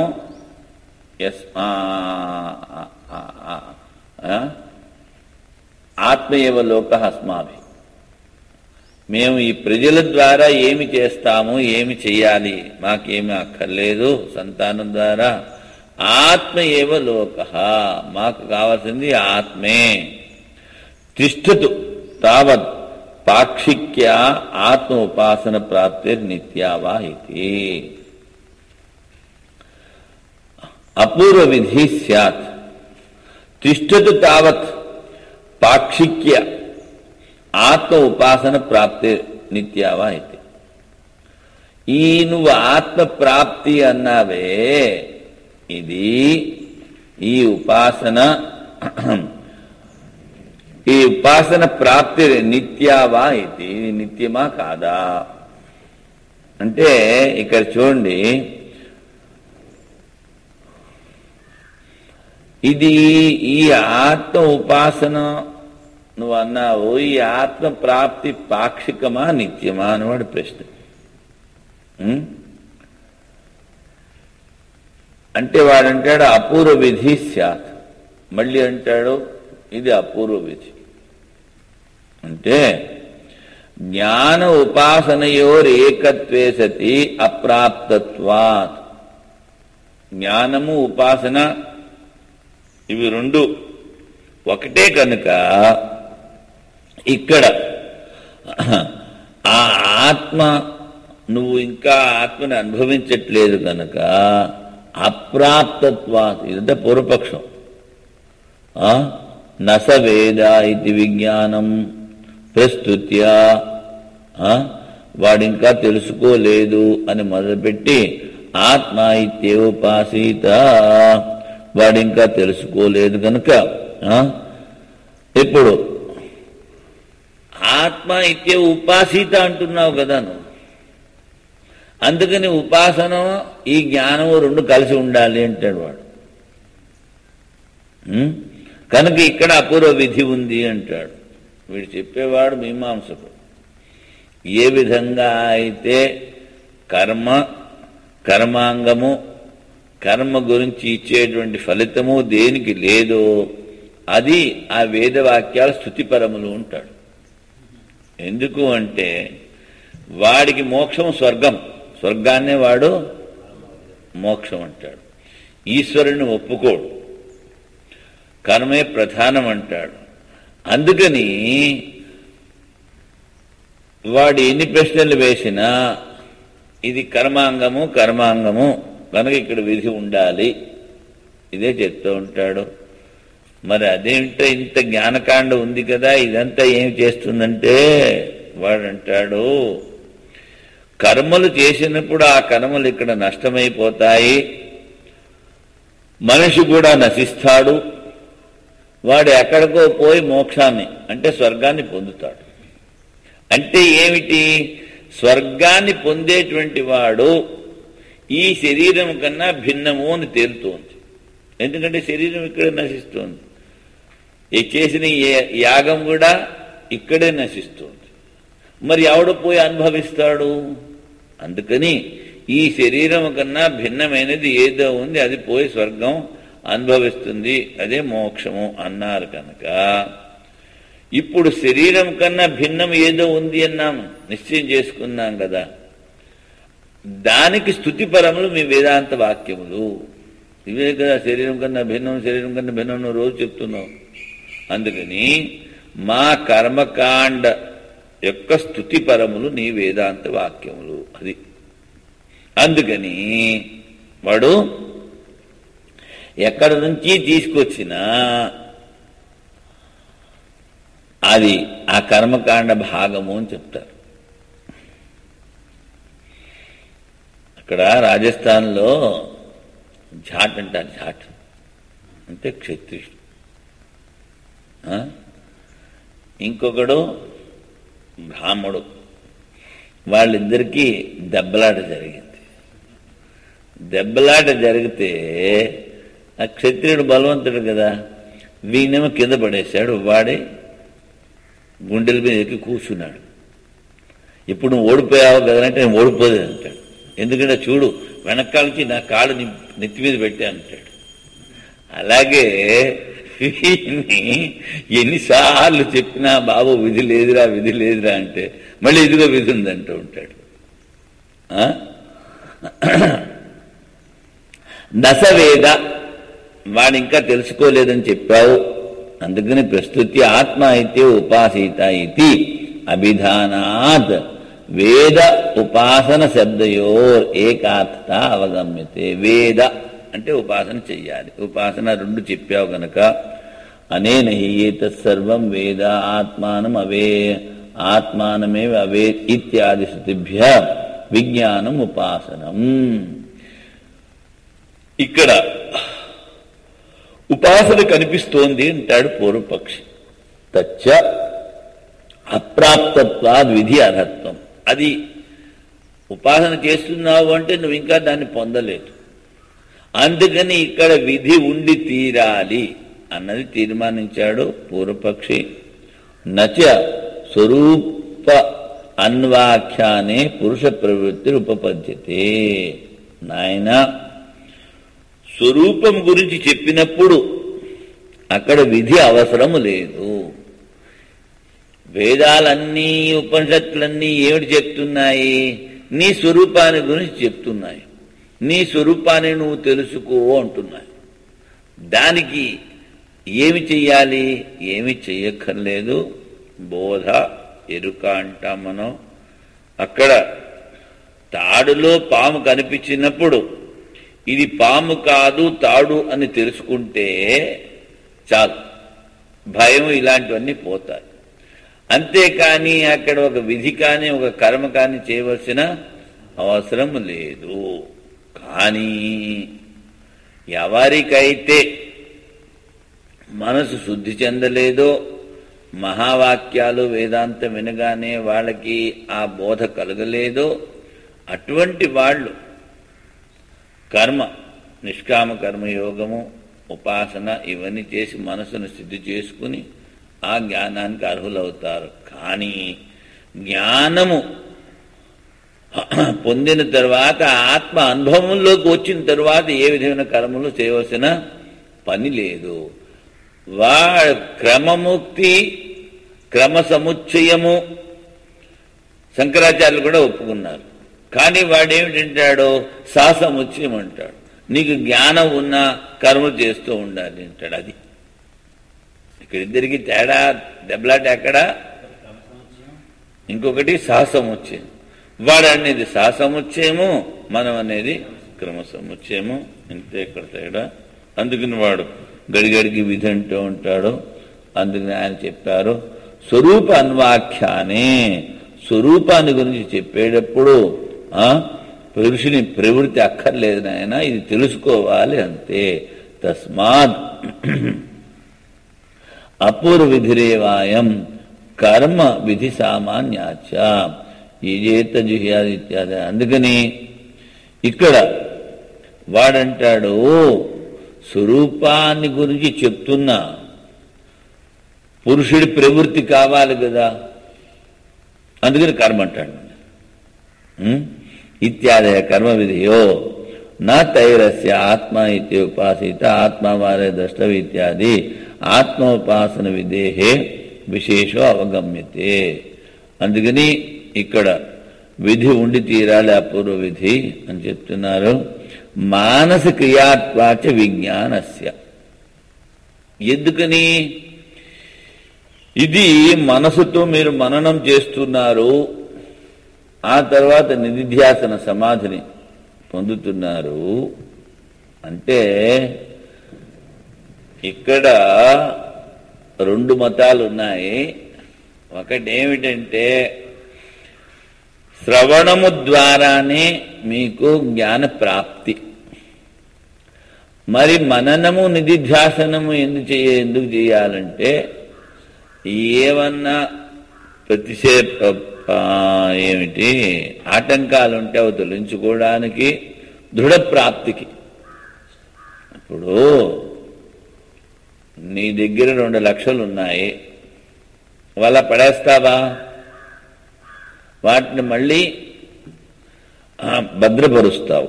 అదేవిధంగా జ్ఞానము అన్నది శ్రవణము ద్వారా, శ్రవణము ముఖ్యం, అంగి, మనన నిధిధ్యాసనలు అంగము.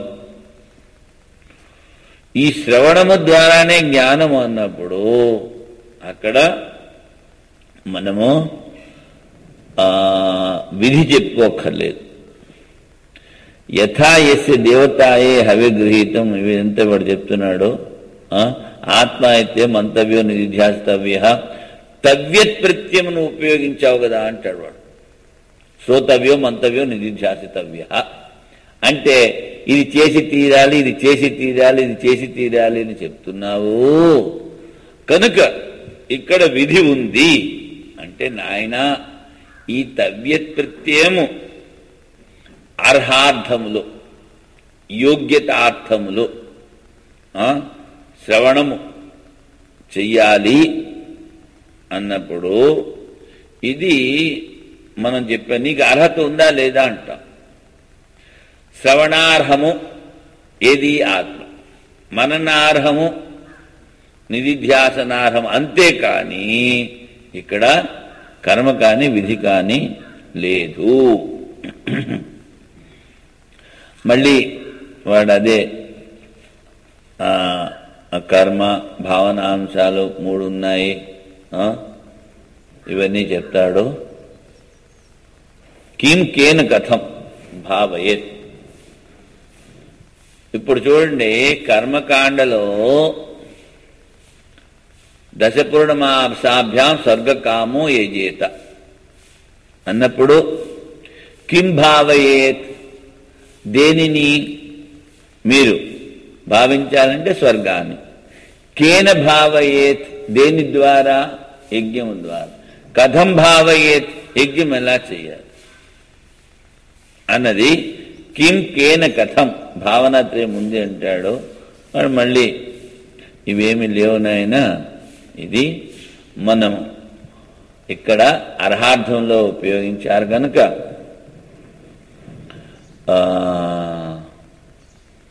ఇక్కడ విధి లేదు అని చెప్పినా వాడు వెండి మళ్ళీ ఏదో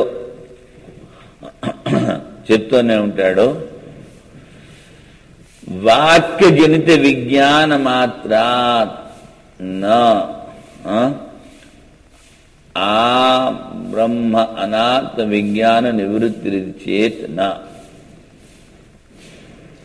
పూర్వపక్ష అంటున్నాడు, నువ్వంటున్నావు తత్వమసి శ్వేతకేతో. ఈ తత్వమసి అన్నది మహావాక్యం. ఈ వాక్యము ద్వారా వారికి జ్ఞానం కలిగింది. మరి వాక్యము ద్వారా జ్ఞానం కలుగుతోంది అని చెప్పినావు గనక, నువ్వు విధి లేదు అంటున్నావు గనక అనాత్మ విజ్ఞానం ఏదైతే ఉందో దాని నివృత్తి అని చెప్పినప్పుడు ఇక్కడ వాక్యజనిత విజ్ఞాన మాత్రాత్ నా అబ్రహ్మ అనాత్మ విజ్ఞాన నివృత్తి చేత్ నా. ఒక శబ్దంను ఉపయోగించావు, ఏంటి? తత్వమసి అనేటువంటి వాక్యం. ఒక వాక్యాన్ని ఒక శబ్దాన్ని చెప్పినంత మాత్రాన్న అనాత్మ అజ్ఞానం పోవట్లేదు అంటాడు పూర్వపక్షి. ఇప్పుడు దశమస్త్వమసి, దశమోస్తి, దశమస్త్వమసి విన్నారు కదా. మరి దశమస్త్వమసి అన్నప్పుడు పదోవాడు ఉన్నాడు, నేను పదోవాడిని అనేటువంటి జ్ఞానం వాడికి కలుగుతుంది కదా. శబ్దం ద్వారానే కలిగింది కదా. శబ్దం ద్వారానే కలిగినప్పుడు మరి వాడంటాడు లేదు, శబ్దము ద్వారా అనుభవము కలగదు అని. చేతన అంటే తత్వమసి నేతి నేతి ఆత్మైవేదం ఏకమేవాద్వితీయం బ్రహ్మవేదం అమృతం నాణ్యతతో ద్రష్టి. ఈ మూర్తామూర్త బ్రాహ్మణంలో చెప్పినటువంటివి ఈ పంచభూతాలకి అధిష్టానమైనటువంటిది ఏదైతే ఉందో అదే పరమాత్మ, అదే నీ ఆత్మ. ఈ ఆరోపించినటువంటి పంచభూతాలు కూడా ఆత్మ కాదు. ఆత్మేవేదం, ఇదంతా ఆత్మే. ఏకమేవా అద్వితీయం, ఆత్మ ఒకటే ఉంది, దానికన్నా ద్వైతమేది లేదు. బ్రహ్మ ఏవ ఇదం అమృతం, ఇదంతా బ్రహ్మమే, అది అమరణ ధర్మము. నాన్యదతి ద్రష్టి, వానికన్నా చూసేవాడు వేరొకడు ఎవడు లేడు. తదేవ బ్రహ్మత్వం ఇది, అదే బ్రహ్మదాన్ని తెలుసుకోనాయనా. తద్వాదిత్వాత్, ఈ వాక్యాలన్నీ కూడాను శబ్ద జ్ఞానం ద్వారానే బోధ కలగజేస్తున్నాయి నాయన. అందుకని ఇక్కడ శబ్దము ద్వారా జ్ఞానము కలగదు అని చెప్పడానికి వీలు లేదు. ద్రష్టవ్య విధేర్ విషయ సమర్పకాని ఏతాని చేత్. మళ్ళీ ద్రష్టవ్యముని నువ్వు తవ్యత్పత్యం ఉపయోగించావు కదా అని మళ్ళీ చెప్తున్నాడు. అప్పుడు దానికి ఆయన చెప్తున్నారు అర్థాంతరాభావాదిత్యుక్తో ఉత్తరం. నాయన ఇక్కడ ఆ ఆత్మ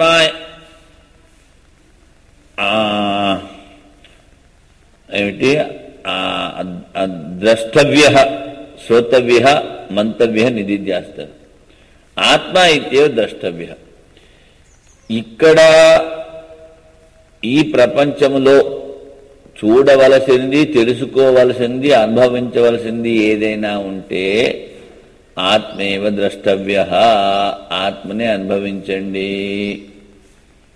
ఎలాగంటే శ్రవణము ద్వారా. ఆ వేదాంత వాక్యాలు విని దాన్ని తెలుసుకోండి, మహావాక్యాలు విని వాడిని తెలుసుకోండి. అంతేకాని ఇప్పుడు ఇక్కడ తవ్యత్పత్తి ఉపయోగించడానికి విధి కాదు. పెద్ద పెద్ద ఆఫీసర్లు ఉంటారు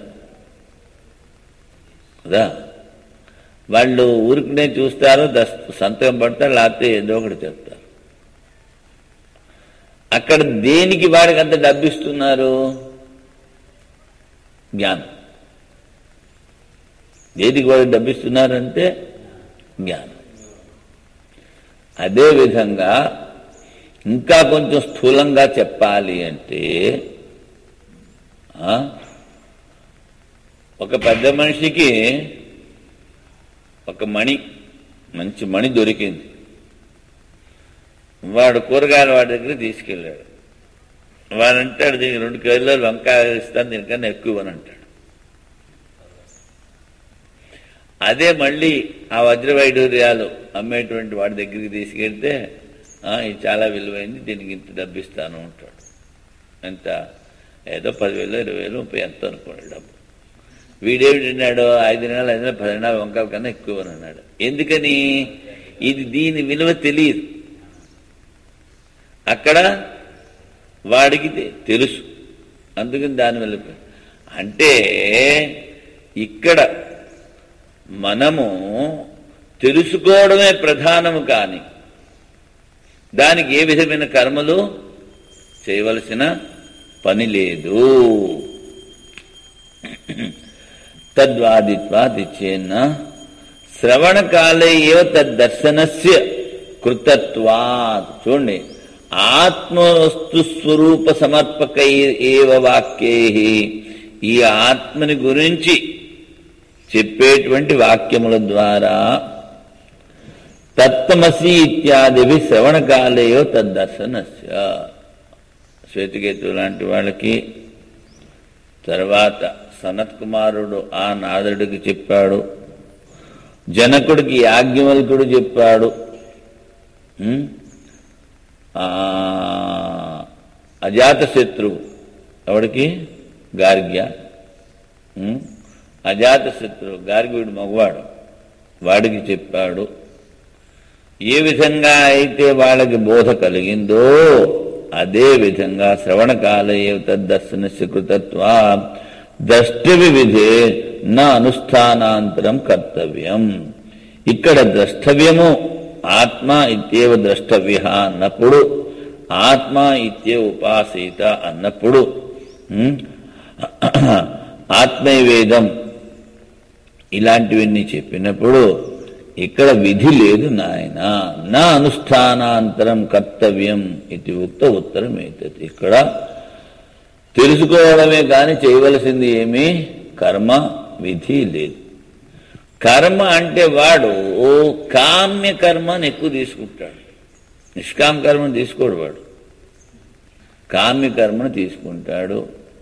ఎందుకంటే ప్రారబ్ధ వేగంతో ఆ జీవన్ముక్తుడికి శరీరం ఉన్నప్పుడు వాడు లోక సంగ్రహం గురించి కర్మలు చేస్తూ ఉంటే ఆ కర్మలు వాడు కర్తృత్వం లేకుండా చేస్తున్నాడు కనుక ఆ కర్మలు కర్మలు కావు, కర్మాభాసం. ఫలాకాంక్ష లేనప్పుడు అది కర్మాభాసం అవుతుంది కానీ అది కర్మ కాదు. అందుకని ఇక్కడ ఆ ఆత్మని విన్నప్పుడే వాళ్ళకి జ్ఞానం కలిగింది నాయన. మరి కొంతమందికి జ్ఞానం కలగట్లేదు అంటే ఏదో ప్రతిబంధకం ఉంది. ప్రతిబంధకం ముఖ్యంగా ఏమిటి? అశుద్ధ మనస్సు. మనసు పూర్తిగా శుద్ధి చెందితే కానీ అజాగ్రత్త మనస్సులో అనేక సంస్కారాలు అనేక జన్మల నుంచి వచ్చి అవన్నీ పోగొట్టుకోవాలి. అవన్నీ పోగొట్టుకుంటే కానీ మనసు శుద్ధి చెందదు. మనసు శుద్ధి చెందితే కానీ ఆ బోధ మనకి కలగదు. అందుకని ఇక్కడ వాడు ఎంతసేపు చేసినా విధి విధి అంటూ ఉంటాడు. ఆత్మస్వరూప అన్వాఖ్యాన మాత్రేణ ఆత్మవిజ్ఞానే విధి మంత్రేణ న ప్రవర్తతే చేతి.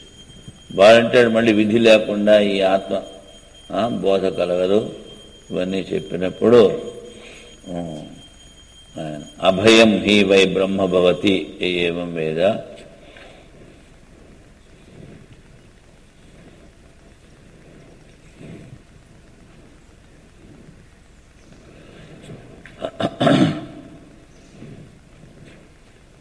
ఎంతసేపు చెప్పినది ఒకటే చెప్తాడు వాడు, విధి విధి విధి విధి విధి అని. అది ఈయన విధి లేదు అని చెప్తారు ఇక్కడ. ఇదే ముఖ్యం. ఇక్కడ ఆత్మాయిత్య ఉపాసిత అన్నప్పుడు శ్రవణము ద్వారానే తర్వాత అడుగుతాడు దీని కథం పునరేతత్ పదనీయం. దీన్ని ఎలా తెలుసుకోవాలి అంటే యథాహ వైలోకే పదేన గవాది ఖురాంగితో దేశ పదం ఇది ఉచ్యతే. ఆ ఆవు గిట్టలు ఉన్నటువంటి గుర్తు స్థానాన్ని పదము అంటారు. తేన పదేన నష్టం వివిత్సితం పశుం. ఏదైతే పోయిందో దాన్ని పట్టుకుంటారో పదేన అన్వేషణమానో అనువిందేత్ లభేత. దాని ద్వారా తెలుసుకుంటారు. మీకందరికీ బాగా తెలుసు సమంతక మణి ఉపాఖ్యానం, సమంతకోపాఖ్యానం అంటారు. ఆ సత్రాజిత్తు తమ్ముడు మళ్ళీ వేసుకుని పోయినప్పుడు ముందు సింహం వాడిని చంపింది. సింహాన్ని చంపి జాంబవంతుడు తీసుకుపోయాడు. కృష్ణుడికి ఆపనిందలు వేసినప్పుడు ఆయన వీడు గుర్రం మీద వెళ్ళాడు. ఆ గుర్రం చిహ్నాలు పట్టుకుని అక్కడ వాడి కళేబరం ఉంది. అక్కడ మళ్ళీ సింహము 10 చిహ్నాలు దొరికాయి. మళ్ళీ అక్కడి నుంచి వెళితే ఆ జాంబవంతుడు గుహలోకి వెళ్ళి ఆ జాంబవంతుడిని చంపి తీసుకొస్తాడు. అదే విధంగా పోయిన చంపడు జాంబవంతుడిని ఓడించి తీసుకొస్తాడు. అదేవిధంగా ఇక్కడ పదేన అనువిందేత్. ఏ విధంగా అయితే ఈ ఆవు గిట్టల గుర్తుతో ఆవుని పట్టుకుంటామో అదే విధంగా తెలుసుకోండి. ఏవం ఆత్మని లబ్ధే సర్వం అనులభతే ఇత్యర్థః. ఆ ఆత్మని తెలుసుకుంటే అన్నీ మనకి వస్తాయి. నను ఆత్మని జ్ఞాతే సర్వం అన్యజ్ఞాయతే ఇతి జ్ఞానే ప్రకృతే కథం లాభో అప్రకృతి ఉచ్యతే. ఆత్మ తెలుసుకుంటే అంతా తెలుసుకోగలమని ఎలా తెలుస్తున్నాం అంటే జ్ఞాన లాభయోర్ ఏకార్థత్వా. ఇక్కడ ఆ జ్ఞానము బోధ లాభము రెండు ఒకటే అర్థం ఉన్నాయి చెప్తున్నారు. అందుకని ఆత్మనో హి అలాభో అజ్ఞానమేవ. ఈ ఆత్మ మనకు దొరకలేదు, దాని జ్ఞానం లేదు అంటే దాన్ని అజ్ఞానం ఉన్నారు. తస్మాత్ జ్ఞానమేవ ఆత్మనో లాభ. దాన్ని తెలుసుకోవడం, దాన్ని అనుభవించడమే ఇక్కడ లాభము. ఆ తర్వాత యథా అయం ఆత్మా నామరూపానుప్రవేశేణ ఖ్యాతిం గతః ఆత్మా ఇత్యాది నామరూపాభ్యాం ప్రాణాది సహితం చ శ్లోకం ప్రాప్తవాన్ ఇత్యేవ యో వేద స కీర్తిం ఖ్యాతి. ఎవరైతే దీన్ని తెలుసుకుంటారో వాళ్ళకి కీర్తి ఖ్యాతి కూడా వస్తుంది. సహ విందతే లభతే, ఈ శరీరం ఉండగానే దాన్ని తెలుసుకోగలడు. యద్వా యథోక్తం వస్తు యో వేద ముముక్షూణాం అపేక్షితం కీర్తిశబ్దితం ఐక్య జ్ఞానం తత్ఫలం. ఎవడైతే తెలుసుకుంటాడో వాడికి ఐక్య జ్ఞానం కలుగుతుంది.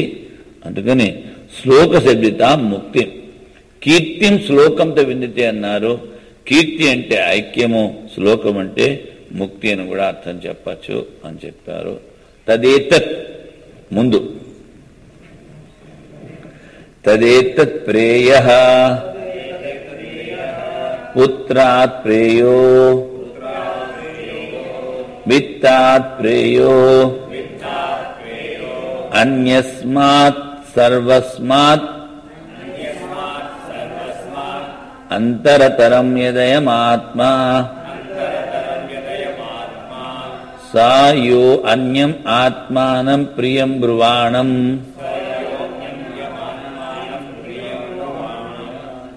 బ్రూయాత్ ప్రియం రోత్స్యతి ఇతి.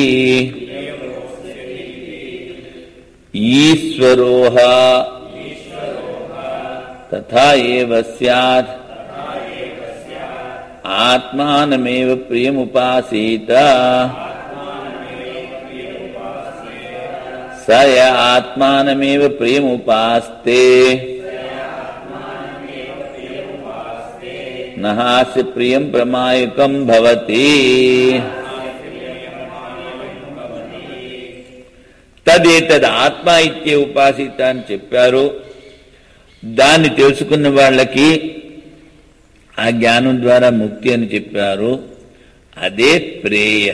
అన్నిటికన్నా ప్రియమైన వస్తువు ఏదైనా ఉంటే అది అత్యంత అధికమైన ప్రియం గలది ఆత్మే. పుత్రాత్ ప్రేయ, పిల్లల కన్నా అది చాలా ప్రియమైనది. విత్తాత్ ప్రేయ, ధనం కన్నా చాలా ప్రియమైనది. అన్యస్మాత్ సర్వస్మాత్, మిగిలిన వాటిలన్నిటికన్నా చాలా ప్రియమైనది. అంతరతరం యదయం ఆత్మా, అంటే అన్నిటికన్నా అన్నిటి లోపల ఉన్నటువంటిది అత్యంత అంతరతరం, అంటే అన్నిటికన్నా ఎక్కువ సమీపంలో ఉన్నది మీ స్వరూపం. ఈ అంతరతమ యదేమాత్మ సాయో అన్యం ఆత్మానం ప్రియం బ్రువాణం బ్రూయాత్. ఈ ఆత్మ కన్నా వేరైనది ఏదైనా ప్రియము అంటే నువ్వు వాడికి వెళ్ళి చెప్పు, నువ్వు ఏది ప్రియమంటున్నావో అది నిన్ను దుఃఖాన్ని ఉంచుతుంది, దాని గురించి నువ్వు ఏడుస్తూ కూర్చుంటావురా అని చెప్పండి అంటాడు. చూసారా, ప్రియం రోత్స్యతి ఇది. ఎందుకంటే ఇంత మునుపు చెప్పాను, విషయము స్వీయ బంధనే విశేషణ బద్ధ అతీతి విషయ. దేన్నైతే నువ్వు పట్టుకున్నావో అది నిన్ను ముంచుతుంది, దుఃఖాన్ని కలిగిస్తుంది. ఏ విషయాన్ని కనుక నువ్వు కావాలనుకున్నావో ఆ విషయం వెనకాల నువ్వు ఈ జీవితం అంతా ధారపోయాల్సి వస్తుంది. కానీ ఆ విషయం నీ చేతికి అందదు. ఆఖరికి దాని గురించి ఏడుస్తూ కూర్చోవాలి. రోత్స్యతి.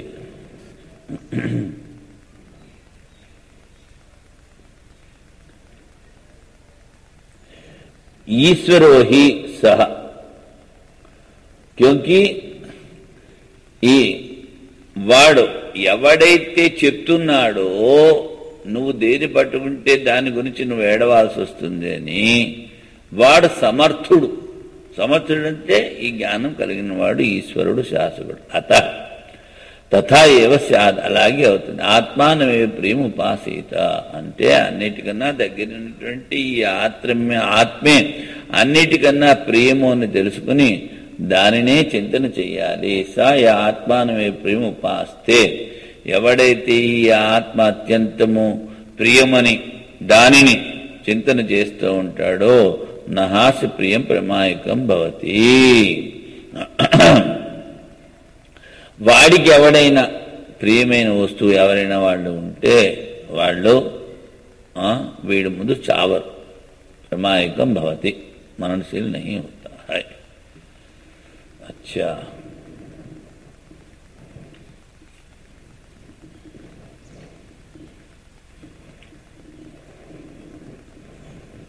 తదాహుః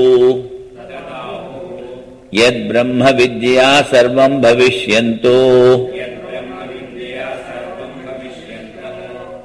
మనుష్యా మన్యంతే కిము తద్బ్రహ్మ అవేత్ యస్మాత్ తత్సర్వమభవదితి. తదాహుర్యద్ బ్రహ్మ విద్యా సర్వం భవిష్యంతో, ఈ బ్రహ్మ విద్య ద్వారా సర్వరూపం అవుతాము అనుకుంటున్నాడే, సర్వం భవిష్యంతో మనుష్య మన్యంతే, మనుష్యులు ఇలాగ అనుకుంటున్నారు. ఆ బ్రహ్మను కనుక తెలుసుకునంటే సర్వరూపుడు అవుతాను అని. కిము తద్బ్రహ్మ అవేత్, ఆ బ్రహ్మ స్వరూపమైన వాడు ఏమి తెలుసుకున్నాడు? యస్మాత్ తత్సర్వం అభవత్, దేని తెలుసుకుంటే ఇదంతా అయ్యాడు అన్నది ఇక్కడ ప్రశ్న రూపంగా పెట్టారు. కిం తద్బ్రహ్మ, ఆ బ్రహ్మము ఏమిటి అంటే దీనికి ముందు దాంట్లో ముందు ఉత్తరం ఇస్తున్నారు. బ్రహ్మవా ఇదమగ్రే ఆసీత్ తదాత్మానమేవ అవేత్ అహం బ్రహ్మాస్మీతి తస్మాత్ తత్సర్వం అభవత్ తద్ యో యో దేవానాం ప్రత్యబుధ్యత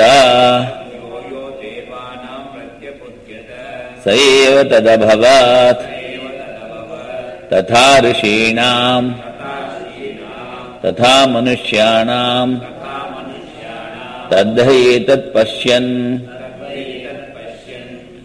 ఋషిర్వామదేవః ప్రతిపేదే అహం మనురభవం సూర్యశ్చేతి తద్ ఇదమపి ఏతర్హి య ఏవం వేద అహం బ్రహ్మాస్మీతి స ఇదం సర్వం భవతి తస్య న దేవాశ్చన అభూత్యా ఈశతే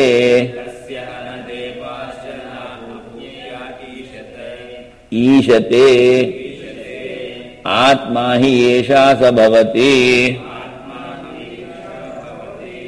అతయో అన్యాం దేవతాముపాస్తే అన్యోసో అన్యో అహమస్మీతి న స వేద యథా పశురేవ స దేవానాం యథా హవై బహవః పశవో మనుష్యం భుంజుః ఏవం ఏకైకః పురుషో దేవాన్ భుంక్తే ఏకస్మిన్నేవ పశ్వ అనుకుంటారు కదా, పశౌ ఆదీయమానే అప్రియం భవతి కిము బహుషు తస్మాత్ ఏషాం తన్న ప్రియం యదేతన్ మనుష్యా విద్యుః. బ్రహ్మవా ఇదమగ్రే ఆసీత్. సృష్టికి ముందు ఆ పరమాత్మ ఒక్కడే ఉన్నాడు. ఆ వ్యాపకమైన చైతన్యం ఒక్కటే ఉంది. ఆయన సృష్టి చేసేటప్పుడు ప్రజాపతి బ్రహ్మ అయినప్పుడు ఆత్మానమే తను తాను తెలుసుకున్నాడు. ఏ విధంగా అహం బ్రహ్మాస్మి, నేనే బ్రహ్మమును, నేనే సర్వవ్యాపకమును, నేనే అన్ని చోట్ల ఉన్నాడు అన్నది ఆయన అనుభవించాడు, తెలుసుకున్నాడు. అందుకనే సర్వరూపుడయ్యాడు ఆయన. తస్మాత్ సర్వం అభవత్.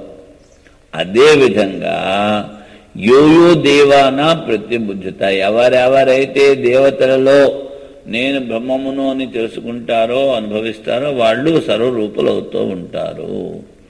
ఆ జ్ఞానం కలిగినటువంటి సనక సనందన సనాతన సనత్ కుమారులు, నారదుడు, ఈ జనకుడు, యాజ్ఞవల్క్యుడు, ఆ వామదేవుడు, జడభరతుడు, వీళ్ళందరూ కూడా జ్ఞానులయ్యారు. వాళ్ళకి సర్వభావము ఎప్పుడూ ఉండేది. అందుకనే శంకరాచార్య కపాలికుడు తల అడిగినప్పుడు తీసిపోమన్నాడు. ఏమీ విరోధం చెప్పలేదు.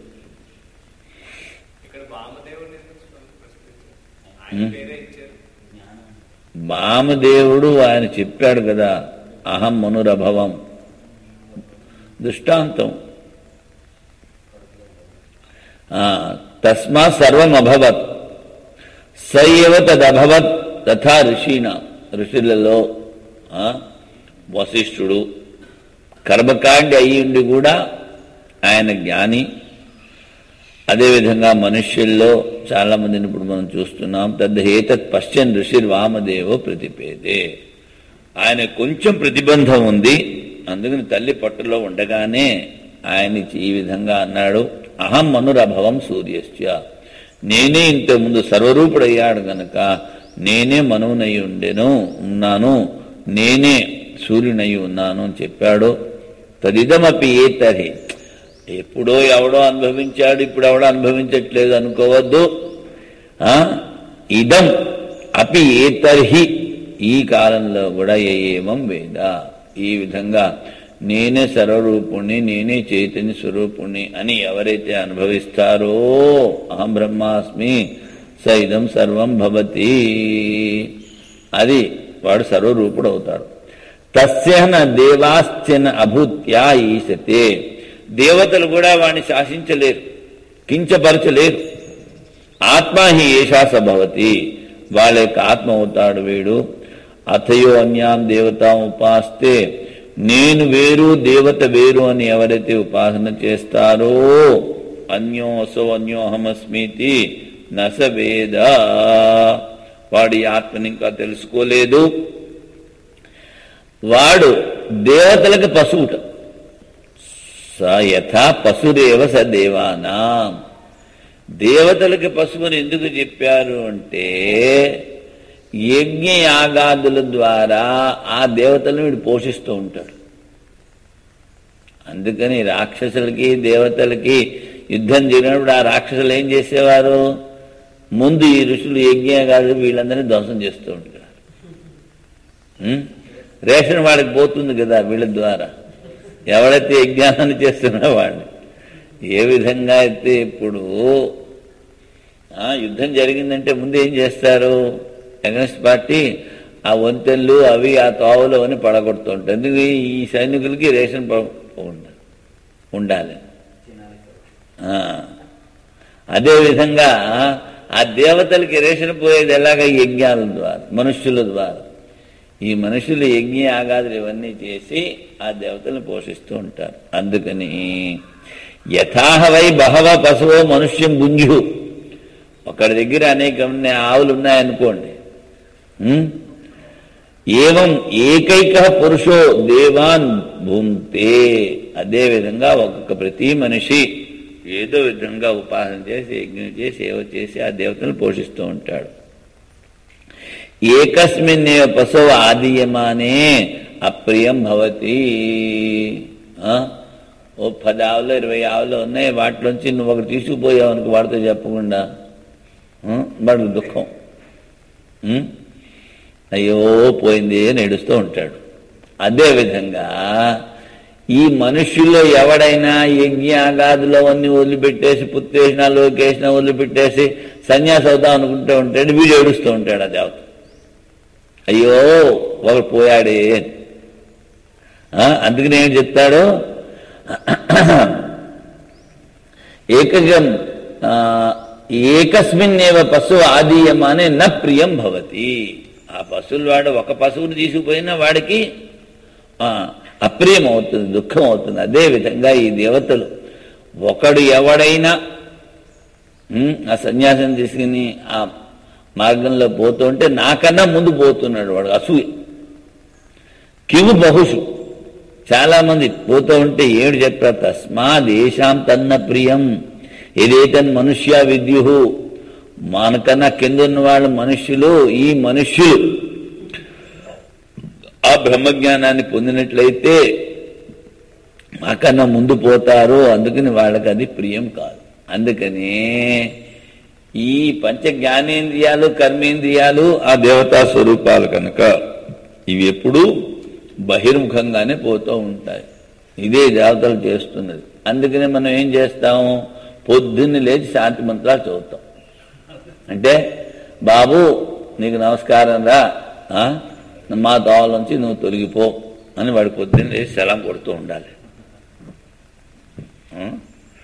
తన్న ప్రియం.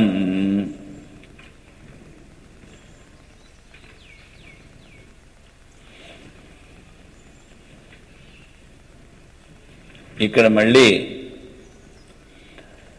పుణ్యవై పుణ్యేన కర్మణ భవతి తం విద్యాకర్మణి సమన్వారభేత మంతా బోద్ధ కర్త విజ్ఞానాత్మ పురుష ఇత్యేవమాది శృతిస్మృతి న్యాయేభ్యః పరస్మాద్ విలక్షణో అన్యః సంసారి అవగమ్యతే.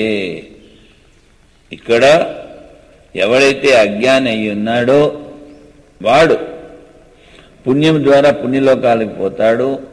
వాడు చేసినటువంటి కర్మల ద్వారా ముందు జన్మ, ఉపాసనల ద్వారా ముందు జన్మ వాడికి మొదలవుతుంది. మననం చేస్తూ ఉంటాడు. వాడు కర్త, వాడు బుద్ధి గలవాడు, పురుషుడు. ఇలాంటి శృతుల ద్వారా ఆ పరమాత్మ కన్నా ఈ జీవుడు భిన్నమని తెలుస్తోంది కదా అంటాడు. తద్విలక్షణస్య పరాసయేష నేతి నేతి. కానీ ఇక్కడ ఈ ప్రపంచమే లేదు, ఈ బ్రహ్మాండమే లేదు, ఈ పంచభూతాలే లేవు. ఈ పంచభూతాలు లేవు అన్నప్పుడు దానికి అవధి ఏదైతే అధిష్టానముగా ఉందో ఆ ఆత్మ ఒకటే ఉంది అని కూడా, ఈ నువ్వు ఏదైతే ఆ పరమాత్మ కన్నా భిన్నమని చెప్తున్నావో దానికి విపరీతంగా కూడా శృతులు ఉన్నాయి నాయన. నేతి నేతి అసనాయాద్య అత్యేతి. ఆ ఆత్మకి ఆకలి దప్పులు లేవు. యా ఆత్మ అభత పాప విజరో విమృత్యు. ఈ ఆత్మ అందు వృద్ధాప్యం కానీ మృత్యువు కానీ లేదు. ఏతస్య అక్షరస్య ప్రశాసనే గార్గి. ఆ గార్గికి యాజ్ఞవల్కుడు చెప్తాడు, ఈ అక్షరం నక్షరతి, ఇది అక్షరం ఈ అవినాశి తత్వము ఇదంతా శాసిస్తోంది అని చెప్పారు. అందుకని ఇక్కడ నువ్వు చెప్పిన శృతులు అభిన్నమని తెలుసుకోవద్దు అని చెప్పారు. సంసార దుఃఖాపనయార్థిత్వ ప్రవృత్తి దర్శనాద్ స్ఫుటం అన్యత్వం ఈశ్వర సంసారిణో అవగమ్యతే. వాడంటాడు, ప్రతివాడు ఏడుస్తూ ఉంటాడు, ఏదో ఒకటి దుఃఖం. ఎవరినైనా అడుగు, ఏదో ఒకటి చెప్తాడు. అందుకని మరి దుఃఖాన్ని అనుభవిస్తున్నాడు కనుక వాడు ఆ పరమాత్మ కన్నా భిన్నమని ఎందుకు చెప్పకూడదు? అది వాడి ప్రశ్న. అవాకి అనాదర అంటే వానికి వాణి అలాంటివి లేవు, వానితో వాణ్ణి చెప్పలేము. వాడు దేనిని ఆదరించడు అంటే వాడికి ఏం అక్కర్లేదు. అనాదర అంటే దేని ఎందు వానికి ఆదరం లేదు. నమే పార్థాస్తి, నాకు ఏ విధమైన కర్మలు లేవు. నమే పార్థాస్తి కించిత్ కర్తవ్యం, నాకు చేయవలసింది కూడా ఏమీ లేదు. కానీ లోక కళ్యాణం గురించి నేను అసంగ రూపంలో చేస్తూ ఉంటాను. అని అక్కడ పరమాత్మ చెప్పాడు. సో అన్వేష్ట సవి జిజ్ఞాసితవ్య, ఏ తత్వం అయితే ఉందో దాన్నే తెలుసుకోవాలి, దాన్నే అన్వేషణ చేయాలి అని చెప్పారు. తం విదిత్వా న లిప్యతే లోక దుఃఖేన బాహ్య, దాన్ని తెలుసుకున్నప్పుడు ఏ విధమైన దుఃఖము ఉండదు. యోవా ఏతదక్షరం గార్గి అవిదిత్వా అస్మాన్ లోకాత్ ప్రతి సకృపణ, ఆ గార్గికి చెప్పినప్పుడు ఎవరైతే దీన్ని తెలుసుకోకుండా ఈ ఆత్మను అనుభవించకుండా ఈ లోకం నుంచి పోతారో వాళ్ళ కృపణులు, పిసినారులు. కృపణులు అంటే పిసినారు. ఎందుకు పిసినారులు అంటే ఉన్నతత్వాన్ని తెలుసుకోకుండా వాళ్ళు ఈ సాంసారిక విషయాల మీదే తృప్తి చెందుతూ ఉంటారు. వాళ్ళు సీమితమైనటువంటి పరిచ్ఛిన్నమైనటువంటి ఆనందాన్ని అనుభవిస్తూ ఉంటారు. అపరిచ్ఛిన్నమైనటువంటి ఆత్మానందాన్ని అనుభవించట్లేదు కనుక వాళ్ళు పిసినారులు. పిసినారంటే అన్ని వాడు తిండి ఇంకోటికి పట్టడు. అదేవిధంగా వీళ్ళు అంత సీమితమైనటువంటి భావము బుద్ధి కలిగిన వాళ్ళు కనుక వాళ్ళని అజ్ఞానాన్ని పిసినారులు అన్నాడు ఇక్కడ. తమేవ ధీరో విజ్ఞాయతే ప్రణవోదను సరోహాత్మే లాంటివన్నీ చెప్పారు.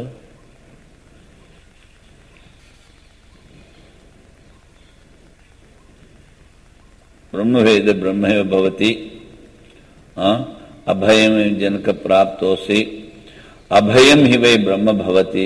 ఇలాంటివన్నీ అంటే ఉన్నది ఆత్మ ఒకటే అన్నది ముందు మనము ఈ శృతుల ద్వారా తెలుసుకోవాలి.